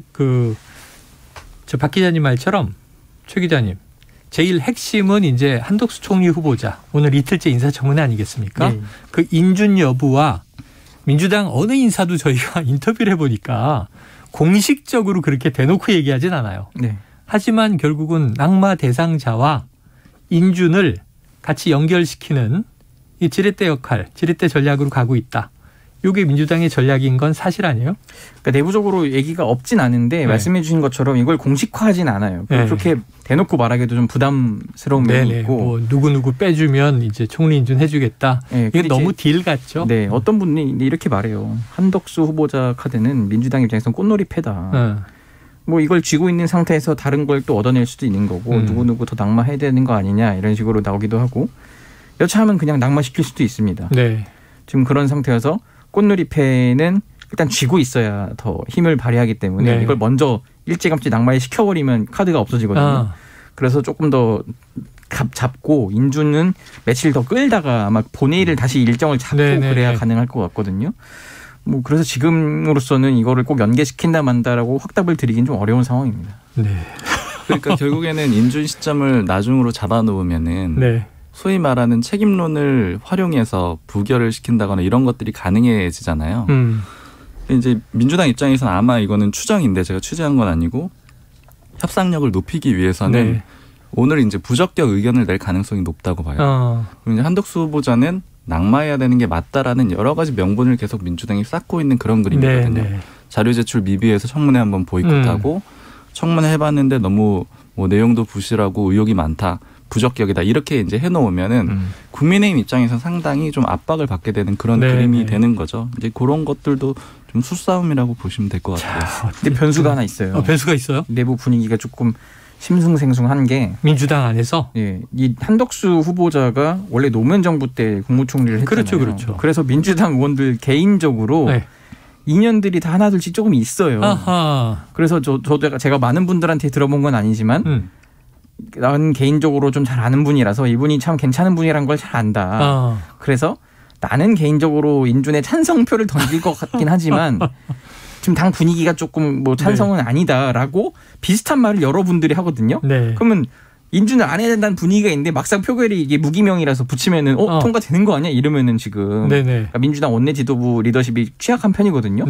아마 그 전에 딱 그 잘 조율을 해서 좀 단일 대우로 가야지 안 그러면은 생각보다 인준표가 많이 나올 수도 있다. 이렇게 보입니다. 한덕수 총리 후보자의 지인들이 지금도 민주당 안에 많다. 야, 이런 또 취재의 결과가 나왔습니다. 그게 사실 이제 국민의힘이 원래 윤석열 당선인이 한덕수 후보자를 지명한 이유 중에 하나이기도 사실 한 거고요. 왜냐하면 진보 보수 정부를 망라했다. 그렇죠. 그 노무현 정부 마지막 국무총리를 했기 때문에 여소야대 국면에서 그것도 압도적인 상황에서 이걸 돌파할 카드를 굉장히 많이 고민을 했던 거거든요. 이제 그게 하나 먹히는 거고 그리고 그냥 이거는 이제 그 최 기자님이 얘기를 하셔가지고 좀 생각이 나는 게 이제 익명 투표인 거잖아요. 무기명 투표. 이게 어떻게 반영이 될지는 사실 또 모릅니다. 그러니까 예를 들자면 한덕수 후보자와 인간관계가 있어요. 그런 사람이 미안해서 이제 찬성을 해준다라고 했을 때는 이게 오히려 무기명이기 때문에 그냥 반대를 해도 되겠네 이렇게 될 수도 있는 거고. 그러니까 이제 어떤 식으로 좀 결과가 나올지는 또 모르는 거죠. 무기명이라 에이 밀어주자 이럴 수도 있지만 나는 밀어줬다고 생각하겠지 그러면서 당의 입장에 따라서 반대를 할 수도 있는 거니까. 그렇게 할 수도 있고 아니면 또 반대로 보자면 원내 지도부가 못 보는 거잖아요. 이름을. 그렇죠. 그러니까 그냥 원내 지도부 신경 안 쓰고 해주고 싶은 대로 할까 이렇게 할 수도 있는 거기 때문에 어떻게 결과가 나올지는 좀 모르겠어요. 야, 무기명 투표에 또 숨어 있는 그러니까 본인이 공을 많이 들이더라고요. 있습니다. 그러니까 이제 청문위원이니까 김우겸 의원한테 어제 18번 만에 통화가 됐다는 거 아니에요. 그 정도로 전화를 계속 시도를 엄청 많이 하고 개별적으로 연락도 많이 하고. 그러니까 제가 김앤장에 있는 동안 뭐 이제 어떤 특정 사안으로 공무원들에게 전화한 바가 없다 그랬더니 저에게만 18번 전화하시지 않았습니까? 이렇게 얘기한 거잖아요. 그걸 공개했는데 거꾸로 보면은 그만큼 민주당 의원들한테 인준을 잘 부탁한다고 굉장히 많이 공을 들이고 있구나라는 설명이 되거든요. 이제 청문위원이니까 이제 김의겸 의원은 강하게 얘기를 했지만 다른 일반 청문위원이 아닌 의원들은 한덕수 총리 후보자 우리 그도 원래 한 식구였으니까 이런 또 동정론이 일 수도 있다. 저는 이렇게 봅니다. 민주당 안에서 이러다가 통화 기록 조사하는 일이 벌어지겠어요. 이거 넘어가야 될 것 같습니다. 자, 한동훈 후보자 청문회, 법무부 장관 후보자죠. 상당히 민주당이 지금 날을 세우고 있는데 원래 4일 내일 예정이었잖아요. 그런데 미뤄질 것 같다. 지금 무슨 얘기입니까? 일단 미뤄지긴 했어요. 미뤄졌어요? 근데 일정이 나오진 않았는데 내일은 안 한다. 이게 입장이고. 뭐 표면적으로는 증인 채택이 합의가 안 됐다 이건데 또 다른 말로는 뭐 연계 이런 말도 있지만은 제가 취재를 해보니까 그 지금 이 이른바 소위 검수완박이라고 편하게 부르겠습니다. 검수완박을 준비하고 그러느라고 다른 상임위에 비해서 지금 청문 준비를 잘 못했다는 거예요. 네. 조금 시간을 벌 필요가 있었다. 민주당 입장에서는 그런 얘기도 좀 나오거든요. 왜냐하면 한동훈 후보자가 뭐 다른 뭐 부처와 달리 또 되게 핫 이슈의 인물이고 네. 이제 법무부가 굉장히 중요한 부처로 더 격상됐단 말이에요. 이제 민주당 수석실 하던 역할까지 하니까 이러면은 더 검증을 철저히 해야 되는데 지금 검증을 제대로 못해서 날로 먹게 생겼다. 시간이 필요하다. 네, 그래서 시간을 좀 버는 측면의 의미도 좀 있다. 이렇게 보시면 되고요. 그리고 뭐 한덕수 후보자와 네. 연계도 가능합니다. 네, 작전을 짜기 위한 시간이 필요했다. 그런데 이제 사실 국민의힘 지지층에서 무슨 얘기가 있었냐면 한동훈 후보자를 높이 평가하는 분들은 소심파고 말도 잘하고 그러니까 오히려 청문회에서 민주당이 말로는 질걸 이런 얘기도 했어요. 어떨 것 같으세요? 전망이. 그러니까 사실 여러 가지 당내에 지금 소위 말씀하신 이제 검수완박 이 법안 이미 처리가 됐으니까 오늘로 끝났죠. 여기에 대해서 여러 가지 전략들이 있는데 이제 그 중에 제가 하나 좀 인상적으로 들었던 거 이건 여러 안 중에 네네. 하나입니다. 그게 하나가 한동훈 후보자를 적극적으로 활용하자 이런 얘기가 있었어요. 국민의힘 쪽에서. 네, 이게 어떤 얘기냐면은 한동훈 후보자가 방금 말씀하신 대로 언변도 좀 뛰어나고 그러니까 말을 잘하고. 그리고 이 문제에 대해서 윤석열 당선인이 너무 직접적으로 나서기는 좀 부담스럽기 때문에 네네. 물론 지금 굉장히 많은 메시지가 나오고 있지만 직접 나서기는 어렵기 때문에 사실상의 이 검수완박 문제에 있어서는 윤 당선인의 대리인이다. 이렇게 좀 평가가 되고 있거든요.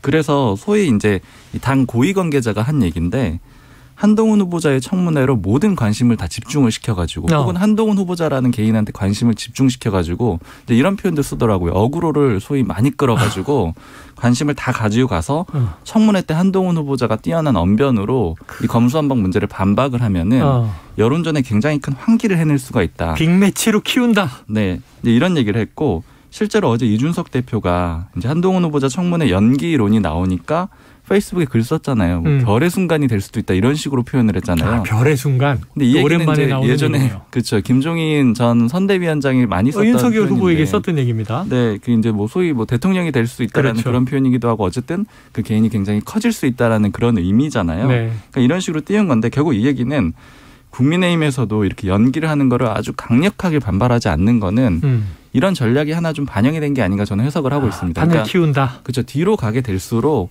더 집중을 받을 것이고 이 청문회가 중요하다는 인상을 줄 수가 있잖아요.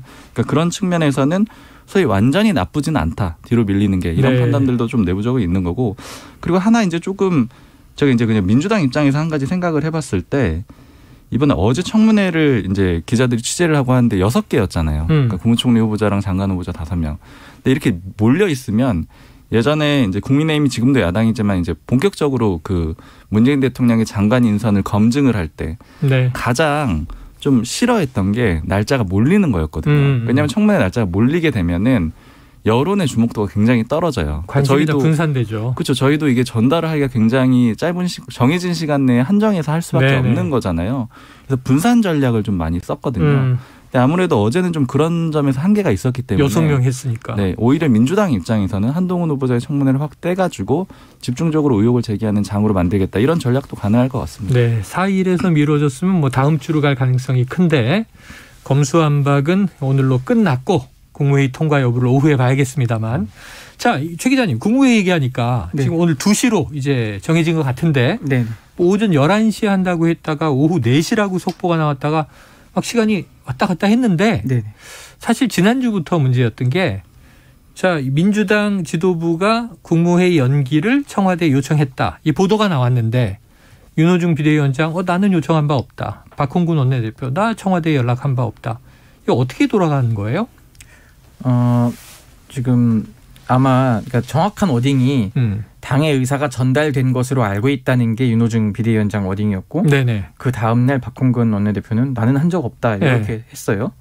그러니까 지금 당청 소통이 그만큼 원활하게 안 되고 있다는 걸 하나 보여주는 거고 두 번째는 지금 그렇다면은 그 당에서는 우리가 이 정도로 이 이슈가 워낙 전국을 뒤덮고 있으니 이 정도로 지금 5월 3일에 한다는 걸 누구나 알고 있고 그럼 국무회의도 그날인데 이 정도 의향을 내비쳤으면은 청와대에서 알아서 조금 언론 보도를 통해서 좀 판단을 해줘야 되는 것 아니냐라는 뉘앙스가 깔려 있다고 보시면 되겠고요. 지금 국무회의 같은 경우에는 어쨌든 청와대에서 지난주, 지지난주부터도 당일날에만 하면 된다. 네. 몇 시에 하는 법은 없다. 이렇게 네, 정해진 바 얘기했거든요. 없다. 그렇기 때문에 오전 그 11시 보도는 청와대는 금요일에 지난주 다음 주 일정을 공개할 때 오전 10시로 이미 공개를 한 적이 있어요. 네. 조정이 안 됐네. 근데 조정 가능성은 열려 있다 이렇게 네. 얘기를 했거든요. 근데 11시로 나온 게 국무총리실이나 장관들도 국무위원이라 참여하잖아요. 네. 11시로 공지가 나온 거예요. 그래서 그럼 11시로 바뀌나 했는데도 다시 그럼 어제 7시에 정정 문자가 왔어요. 총리실에서 오전 10시에 한다고. 또 그렇게 왔는데 오늘 아마 윤호중 비대위원장 아침에 한 거는 아마 그 업데이트가 안 된 것 같고 근데 오늘 그래서 4시에 한다는 첫 그 통신사 보도가 있었는데 네. 다시 확인해 보니까 확정된 건 아니고 넉넉 잡아서 4시로 일단은 수정을 좀 하려고 한다. 왜냐하면은 오전 상황이 어떻게 될지 모르잖아요. 이게 만약에 토요일처럼 또 동물국회가 펼쳐질 수도 있는 거고 그렇기 때문에 좀 넉넉히 4시로 생각했던 건데 의외로 오늘 간단하게 빨리 끝나버렸어요. 5분 만에 끝났어요. 네, 그래서 그러면 그렇게 뒤로 늦출 필요 없다. 요즘은 전자문서여서 국회에서 이송하면 온라인으로 바로 이송을 해서 그냥 처리를 하면 된다는 거예요. 사람이 들고 뛰는 게 아니군요. 네, 옛날에는 그랬대요. 그런데 지금 그럴 필요가 없기 때문에 그러면은 2시로 해도 충분하다. 오늘 또 국무위원 점심 식사가 있거든요. 청와대에서. 오찬을 하고. 네, 오찬을 하고 그 1시 반까지 한다는데 네네네. 30분 좀 쉬었다가 바로 2시에 공포 땅땅땅 할 것 같습니다. 그래요. 지금 점심 먹고 쉬는 시간이네요. 네. 딱. 자, 앞으로 약 24분 후면 국무회의가 열리고 지금 얘기한 땅땅땅. 자, 어떻게 될지 봐야겠습니다. 자, 다음 이슈 하나 보죠. 이게 지금 6월 1일 지방선거인데 의원들이 막 이 지자체 단체장으로 나가다 보니까 지금 보궐이 많이 생겼잖아요.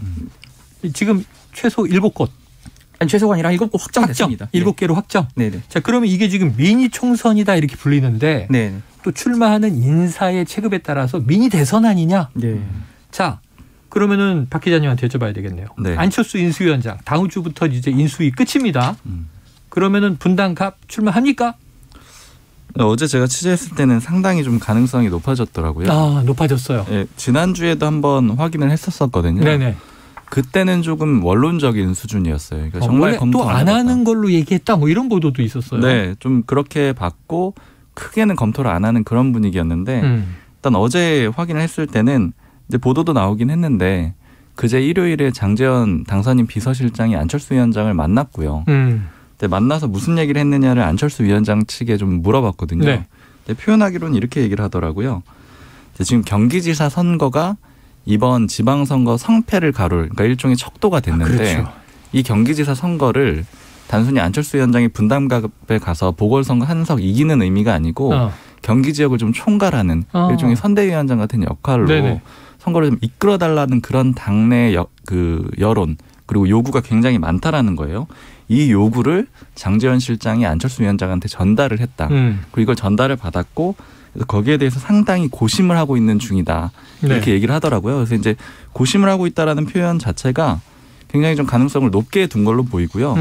그러면 이제 뭐가 막판에 문제냐, 그러니까 뭘 고심을 하고 있느냐 이런 것도 좀 물어봤거든요. 그랬더니 이제 인수위원장으로서의 역할 때문에 좀 고민이 많다라는 거예요. 그러니까 오늘 당장 오전에 국정과제 발표를 했거든요. 근데 예를 들어서 지금 국민의힘의 후보 등록 기간이 오늘까지예요. 재보궐선거, 국회의원 재보궐선거에 나가기 위해서는요. 네. 근데 예를 들어 오늘 안철수 위원장이 국정과제를 발표를 하고 오후에 이제 인수위원장직은 그만두고 후보 등록을 한다. 네. 이렇게 되면은 이제 좀 정무적인 것을 고려를 하는 정치권 입장에서 봤을 때는 기사가 양분될 수밖에 없고요. 그렇죠. 이제 출마를 공식화했다 이런 얘기가 나올 수밖에 없는 거고.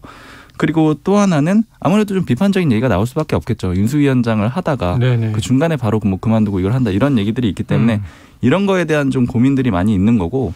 그리고 또 안철수 위원장 측에서 설명을 하기로는 이걸 일종의 지금 희생을 좀 강요당하고 있는 상황이다 이렇게 좀 표현을 하고 있거든요. 이건 뭐 이제 그냥 표현이 그렇습니다. 꽃길이 아니다. 네, 실제 뭐 그렇다라고 봐야 될지는 좀 더 봐야 되는데 어쨌든 이런 식으로 두면서 조금 더 고민을 하고 있다라고는 하는데 일단 고민한다는 표현 자체가 저는 좀 무게를 둔 걸로 해석을 했고요. 네. 그리고 또 국민의힘의 고위 관계자 중에서 이제 안철수 위원장을 좀 잘 아는 분의 말씀으로는 지금 이제 요 정도 표현이면 사실 나오겠다라는 거 아니냐 이런 식으로 좀 해석을 하는 기류도 있습니다.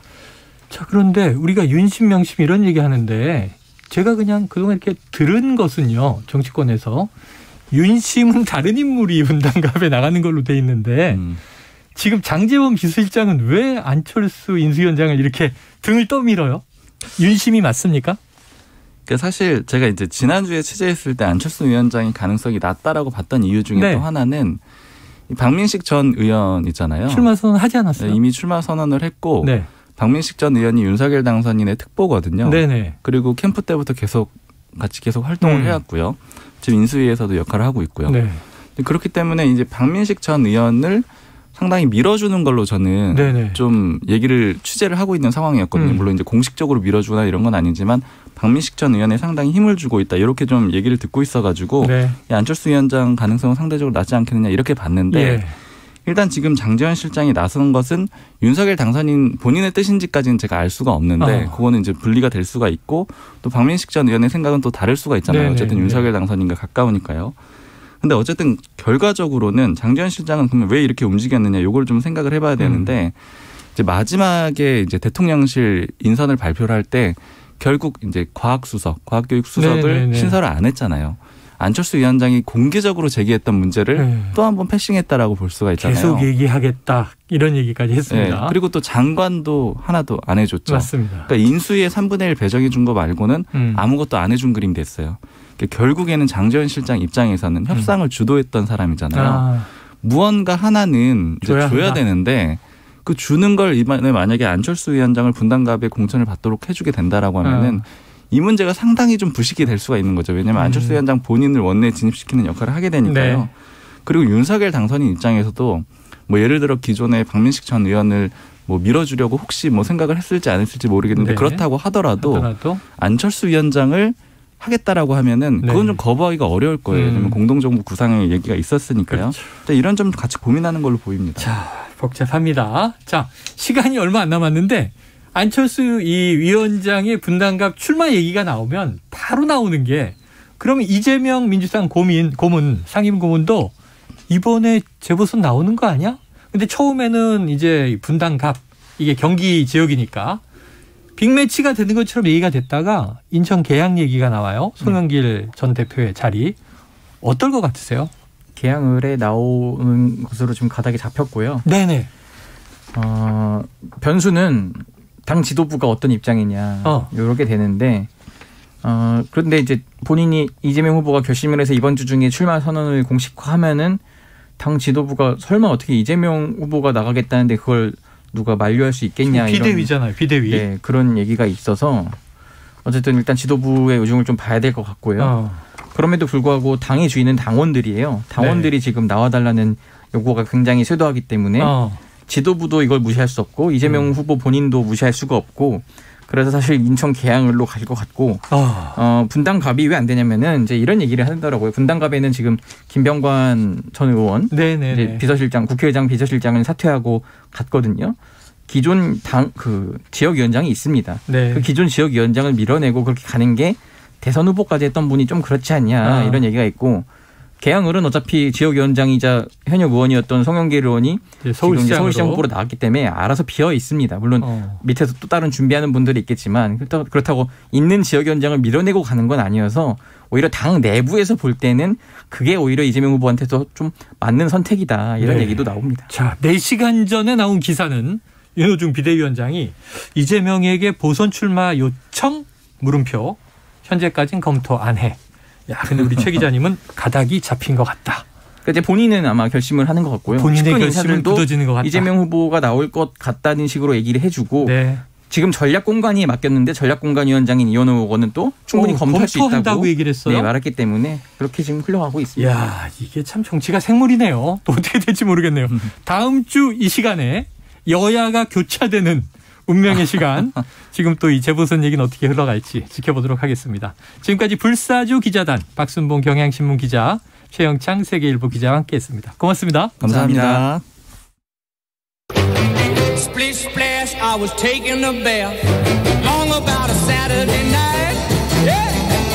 점심 먹고 유쾌한 시사 디저트 한 입. 최영일의 시사본부.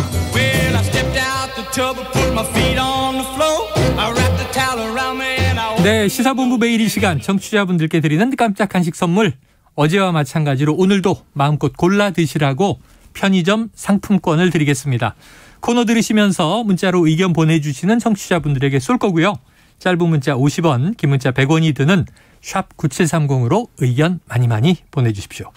자, IT본부 본격적으로 시작해보죠. 알아두면 유익한 IT 이슈를 쏙쏙 소개해 주시는 시사본부의 꿀보이스 얼리어답터 김덕진 미래사회 IT연구소장 나와 계십니다. 어서 오세요. 네, 안녕하세요. 반갑습니다. 김덕진입니다. 자, 지난주에도 참 재밌었는데 네. 자, 미국 글로벌 IT 기업들의 1분기 실적 발표가 나오고 있다는데 전반적으로 어떻습니까? 그러니까 한 줄로 설명하면 어느 정도 성과는 있었지만 예상했던 성과는 아니다. 아, 그럼 기대 미달? 네, 기대에 못 미쳤다. 아하. 그러다 보니까 주가가 계속적으로 좀 하락하는 추세가 어떻게 보면 주가는 미래에 대한 예측이잖아요. 그렇죠. 미래에 대한 기대감들이 확실히 IT 쪽에서 특히나 이런 빅테크 쪽에서 이제 끝난 건가? 네네네네. 미래가 끝난 건가? 뭐 이런 식의 좀 생각들을 하게 하는 이런 좀 패턴들이 나왔다고 볼 수 있을 것 같고요. 네. 뭐 실제로 보면은 실적은 좋아요. 뭐 예를 들면 애플 같은 경우에도 지난 1분기 매출이 뭐 애플 역사상 3번째로 높았고 그리고 성장세도 있었습니다. 성장세 같은 경우에도 있었지만 팬데믹 이후 그러니까 코로나19 시작 이후에는 성장세가 가장 낮았다는 거예요. 그러니까 항상 두 자릿수 때 성장을 계속 했는데 이번에 한 자릿수 성장 때니까 성장률이 좀 꺾였네라고 이제 생각하는 게 있는 거고요. 네. 비슷하게 이제 페이스북 모 회사인 메타죠. 메타 같은 경우에도 메타 같은 경우에도 이제 매출은 전년 대비 7% 올랐어요. 이제 순이익은 전년 대비 21% 떨어졌습니다. 이런 부분도 있었고 이제 뭐 가장 이제 시장에서 충격을 줬던 건 아마존인데 네네. 아마존이 이제 매출은 이제 2021년 1분기 동안 7% 정도 성장했어요. 네. 근데 이게 왜 충격이냐? 그 작년 그러니까 2021년 1분기에는 그 전 대비 44% 성장을 했었습니다. 근데 이제 44%의 성장세를 가지고 있었는데 또 1년 사이에 한 7% 정도만 성장하니까 이것도 꺾인 거냐라는 얘기들 그리고 7년 만에 첫 분기 손실을 기록하기도 했어요. 그러니까 성장을 아니한 건 아닌데 많이 빠졌고 전년 대비 그렇죠. 첫 손실을 기록했다. 네. 그래서 이른바 이게 아마존 쇼크 이렇게 그렇죠. 부르는 것 같아요. 네. 자. 어떻게 보면 말씀해 주신 대로 이 아마존 쇼크가 그전에 이제 우리가 지난주 넷플릭스 얘기도 했잖아요. 그러니까 OTT가 빠지고 있다. 그렇죠. 그러면서 이제 이런 전반적인 추세를 또 전체적으로 얘기하는 것이 아니냐라는 얘기가 계속 나오는 거예요. 예를 들면 이른바 팬데믹의 특수, 뭐 온라인 커머스 이런 데도 이제 끝난 거 아니냐. 이제 좀 우리 비대면 지겨워서 산에도 가고 그렇죠. 운동하러 좀 밖으로도 나가고 그러잖아요. 네, 밖으로 나가서 이제 일반적인 뭐 오프라인 기업들은 좋겠지만 이런 온라인 커머스는 거의 뭐 독점 시장이었다가 빠지기 시작을 하는 거죠. 그러다 보니까 또 거기다가 최근에 또 인건비 오르고 연료 오르고 인플레이션 되잖아요. 맞아요. 그러니까 또 거기다가 또 글로벌 공급망도 혼란되고 이런 부분들 때문에 매출은 좀 줄어드는데 비용이 많이 발생을 한단 말이에요. 그래서 실제로 이제 아마존에서 이제 유료 요금제가 있습니다. 프라임 요금제라는 게 있는데 그렇죠. 그게 이제 미국 판매자들에게 5% 정도를 이제 더 받기 시작을 했어요. 4월부터. 요금 인상을 한 거군요. 네, 그럼에도 불구하고 손실을 좀 메우기 역부족이었다라고 볼 수 있을 것 같고요. 뭐 일부 전기 자동차 기업에 투자한 것들도 좀 이제 좀 실적의 영향을 좀 이제 하락을 하다 보니까 실적을 미치기도 했는 상황입니다. 근데 전반적으로 보면 또 그래도 아마존을 오히려 버텨주는 게 이커머스가 아니라 우리가 이제 코로나 때 바뀐 게 하나 있어요. 뭐냐면 인터넷이나 컴퓨터를 사용하는 패턴들이 제일 바뀌었는데 제일 대표적으로 컴퓨터에 있는 하드웨어 기기만 쓰는 게 아니라 이른바 클라우드라고 하죠. 온라인에 여러 개의 데이터를 올려놓고 우리가 뭐 예를 들면 사무실이든 집이든 쓸 수 있게 하는데 이런 게 한 번 쓰다 보면 다시 바꾸기가 힘들어요. 이제 우리는 모바일 오피스 시대로 접어든 거죠. 그렇죠. 거기에 또 수많은 자료들이 있으니까 그걸 또 받기도 어렵잖아요. 그래서 이제 이 클라우드 같은 경우에는 계속 이번에도 AWS가 35% 성장해서 오히려 이제 계산을 해보면 이 AWS 그러니까 아마존의 클라우드가 돈을 벌어줬고 그리고 이제 아마존의 커머스가 돈을 다 까먹어서 이제 똔똔을 했더니 결국에는 AWS 덕분에 이제 오히려 살아나는 이런 지금 구조를 가지겠다라고 볼 수 있습니다. 묘하게 바뀌었네요. 아마존 하면 이커머스의 대표 주자였는데 이제는 클라우드 서비스가 주력이 된 것 같다. 자, 그 밖에도 코로나19 팬데믹에서 오히려 잘 나가던 이 비대면 시대다 보니까 IT 기업들은 뭐 대부분 다 주춤주춤 하는 것 같은데 지금 2분기 걱정도 나오고 있다면서요? 네, 맞습니다. 실제로 이제 2분기 걱정이 좀 나오는 이유는 뭐냐면 그나마 이제 실적이 좋은 데들을 보면 소프트웨어랑 하드웨어를 같이 파는데요. 그러니까 애플이나 마이크로소프트 이런 데들이죠. 근데 이제 중요한 건 기기를 팔아야 되는데 거의 다 중국에서 나오지 않습니까? 그렇죠. 근데 중국이 지금 셧다운 됐어요. 네, 특히나 이제 상해나 이런 데도 되다 보니까 쉽게 말하면 공장을 돌려야 되는데 공장이 셧다운돼 있으니까 기계를 우리가 팔아야 되는데 이거 안 돌아가는 거 아니냐라고 하는 이런 걱정들 때문에 1분기에는 뭐 그냥 어떻게 멈췄는데 2분기에 이런 거 문제 아니냐라는 얘기가 하나 나오고요. 두 번째는 또 이제 소비 시장의 최대 시장 역시도 중국인데 이렇게 계속 중국 자체의 경제가 멈춰 있다라고 하면 특히나 이제 애플 같은 경우 스마트폰을 최근에 고급 그 시장들이 좀 중국에 늘어나서 아이폰을 많이 팔거든요. 그런 입장에서 소비도 해주고 생산도 해주는 중국이 이렇게 지금 상황이 되어 있다라고 하면 이건 2분기에 어떻게 보면 안 좋은 거 아니냐라고 하는 것들 때문에 다 지금 2분기 걱정을 하고 있다. 뭐 이렇게 설명드릴 수 있을 것 같습니다. 2분기는 이미 시작이 돼서 그렇죠. 2분기가 4, 5, 6월인데 올해 반기가 지나면 어떻게 야, 그러니까 올해 거의 반년 가까이가 지금 지나고 있는 거네요. 시간이 진짜 빠릅니다. 자, 판매도 문제고 공급도 문제고 세계의 공장이 셧다운됐다. 그리고 가장 큰 시장도 지금 문이 닫혔다. 그런 부분에 있어서 국내의 삼성전자나 LG전자도 상당히 피곤해하고 있어요. 왜냐하면 이제 보통 노트북이 많이 판매될 때가 신학기 혹은 이제 학기가 바뀔 때 이럴 타이밍이란 말이에요. 그러니까 지금 이제 이번 2학기 시작할 때 특히나 최근에 보면 이제 코로나가 풀리면서 오프라인으로 막 가잖아요. 그러니까 또 새로운 기분에 막 전자기기도 사고 막 그래야 돼요. 그래서 지금 뭐 우리나라의 전자 회사들이 대부분 다 프로모션을 합니다. 근데 그러고 있는데 이 기계가 안 오니까 노트북을 팔아야 되는데 물건이 공급이 안 되잖아요. 그러다 보니까 뭐 한 달 이상 이렇게 지연이 되기도 하고요. 부품에 대한 계속 이슈가 생기고 있습니다. 근데 이게 우리나라만 그런 게 아니라 대만에서도 노트북을 많이 만들거든요. 네, 그렇죠. 중국 바로 옆인데 대만에서도 신제품 지금 출시를 조정하고 있어요. 그러니까 이른바 폴더블 접는 노트북을 만들겠다라고 하는 이제 에이수스 같은 경우에도 2분기에 이걸 출시하려고 그랬는데 3분기로 늦춰지는 등 결국에는 이 중국이라고 하는 어떤 세계의 공장이자 세계 소비를 하는 곳이 멈추면서 이게 전 세계에서 특히나 IT 하드웨어 쪽에서 상당히 큰 영향력을 미치고 있다. 뭐 이렇게 설명드릴 수 있습니다. 미국 기업들만의 문제가 아니고 당장 우리나라 대만 기업들도 문제다. 야, 지금 자동차를 사면 뭐 6개월을 기다려 받을까 말까다. 그렇죠. 근데 노트북을 사면 한 달 후에 온다.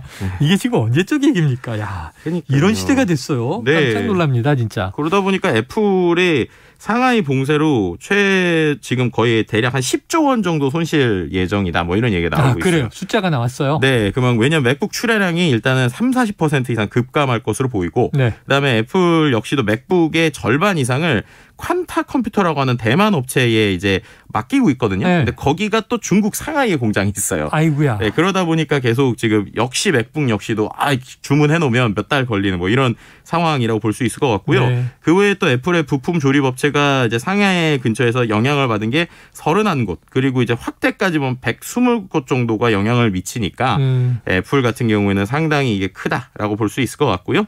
그 외에 말씀하신 것처럼 자동차 아니면 반도체 뭐 이런 전체적인 부분에서 부품에 대한 고민들을 하고 있습니다. 그러다 보니까 이 기회에 아예 탈중국하는 거 아니냐라는 얘기들도 좀 나오고 있고요. 그래서 애플 같은 경우에 대만 폭스콘 말고 인도 쪽까지 바라보고 있다. 그래서 인도의 전반적인 향후의 아이폰을 이제 인도에서 만들게 준비하는 것이 아니야. 뭐 이런 얘기들도 나오고 이렇게 있습니다. 되면 이제 늘 공급망 다변화에 대한 고민을 하게 되죠. 그렇죠. 자, 이럴 때 기기 귀한 줄 알아야 됩니다. 노트북이나 이 휴대폰 막 집어던지시면 안 되고요. 맞아요. 이렇게 아주 깔끔하게 깨끗하게 써야 됩니다. 자, 이 와중에 원래는 세계 1위의 부자였는데 IT 재벌들 때문에 순위가 쭉쭉 밀렸던 오마하의 현인. 오마하가 이제 지역 이름이에요. 이 워렌 버핏. 추가로 구매한 주식들이 공개됐다고 하는데 그러니까요. 항상 투자의 지표가 되잖아요. 뭐를 구매했습니까? 그런데도 흥미로운 게 오히려 애플을 더 샀다라는 얘기를 먼저 하고 있는 거예요. 네, 오히려 이제 기본적으로 오히려 애플 주가가 이럴 때 좀 하락할 때 더 많이 사서 지금 전체 포트폴리오의 40%가 애플이다. 이런 얘기를 하고 있는 것이죠. 그래서 이제 애플을 바라보는 여러 가지 관점 중에 어쨌든 이제 버핏 같은 경우에는 이거 계속 간다라고 생각하는 게 있고 근데 그럼에도 불구하고 또 안정적으로 미국 석유 업체를 이번에 좀 많이 구매를 했어요. 그래서 코카콜라의 그 본인들이 가지고 있는 그 주식량을 뛰어넘는 수준인데 그만큼 안정된 수익을 또 같이 창출하는 게 있고 또 한 가지 흥미로운 건 비디오 게임 업체인 블리자드의 지분을 9.5% 또 보유했습니다. 이 같은 경우는 마이크로소프트랑 뭐 인수 딜이 나오고 있다 보니까 결국엔 균형적인 좀 포트폴리오를 만들고 있는 상황이다. 뭐 이렇게 설명드릴 수 있습니다. 이건 옛날에는 뭐 IT는 허상이다 그러면서 제조업체에만 투자하던 분인데 이제는 IT에 상당히 밀고 있는데 짧게 하나 여쭤보죠. 네. 자, 글로벌 IT 기업들의 성장 꺾입니까? 아니면은 워렌 버핏이 맞습니까? 잔인한 4월이고요. 성장세는 이제 꺾이지만 결국엔 이제 알곡과 쭉정이를 가려야 될 시기가 왔다. 이렇게 설명드릴 수 있습니다. 옥석이 가려지는 시기다. 네. 항상 이런 답으로 끝내죠. 궁금해. 지켜봐야겠습니다. 나중에 종목 찍어주시고요. 네. 자, 오늘 김덕진 미래사회 IT연구소장과 IT본부 함께했습니다. 고맙습니다. 네, 감사합니다. 자, 오늘 편의점 상품권 받으실 청취자분들은요. 3993-1029-7190-6166-5326-9250님입니다. 자, 맛있게 드시기 바라고요. 오늘 준비한 최영일의 시사본부 여기서 마무리를 하겠습니다. 저는 내일 오후 12시 20분에 다시 돌아옵니다. 지금까지 청취해 주신 여러분 고맙습니다.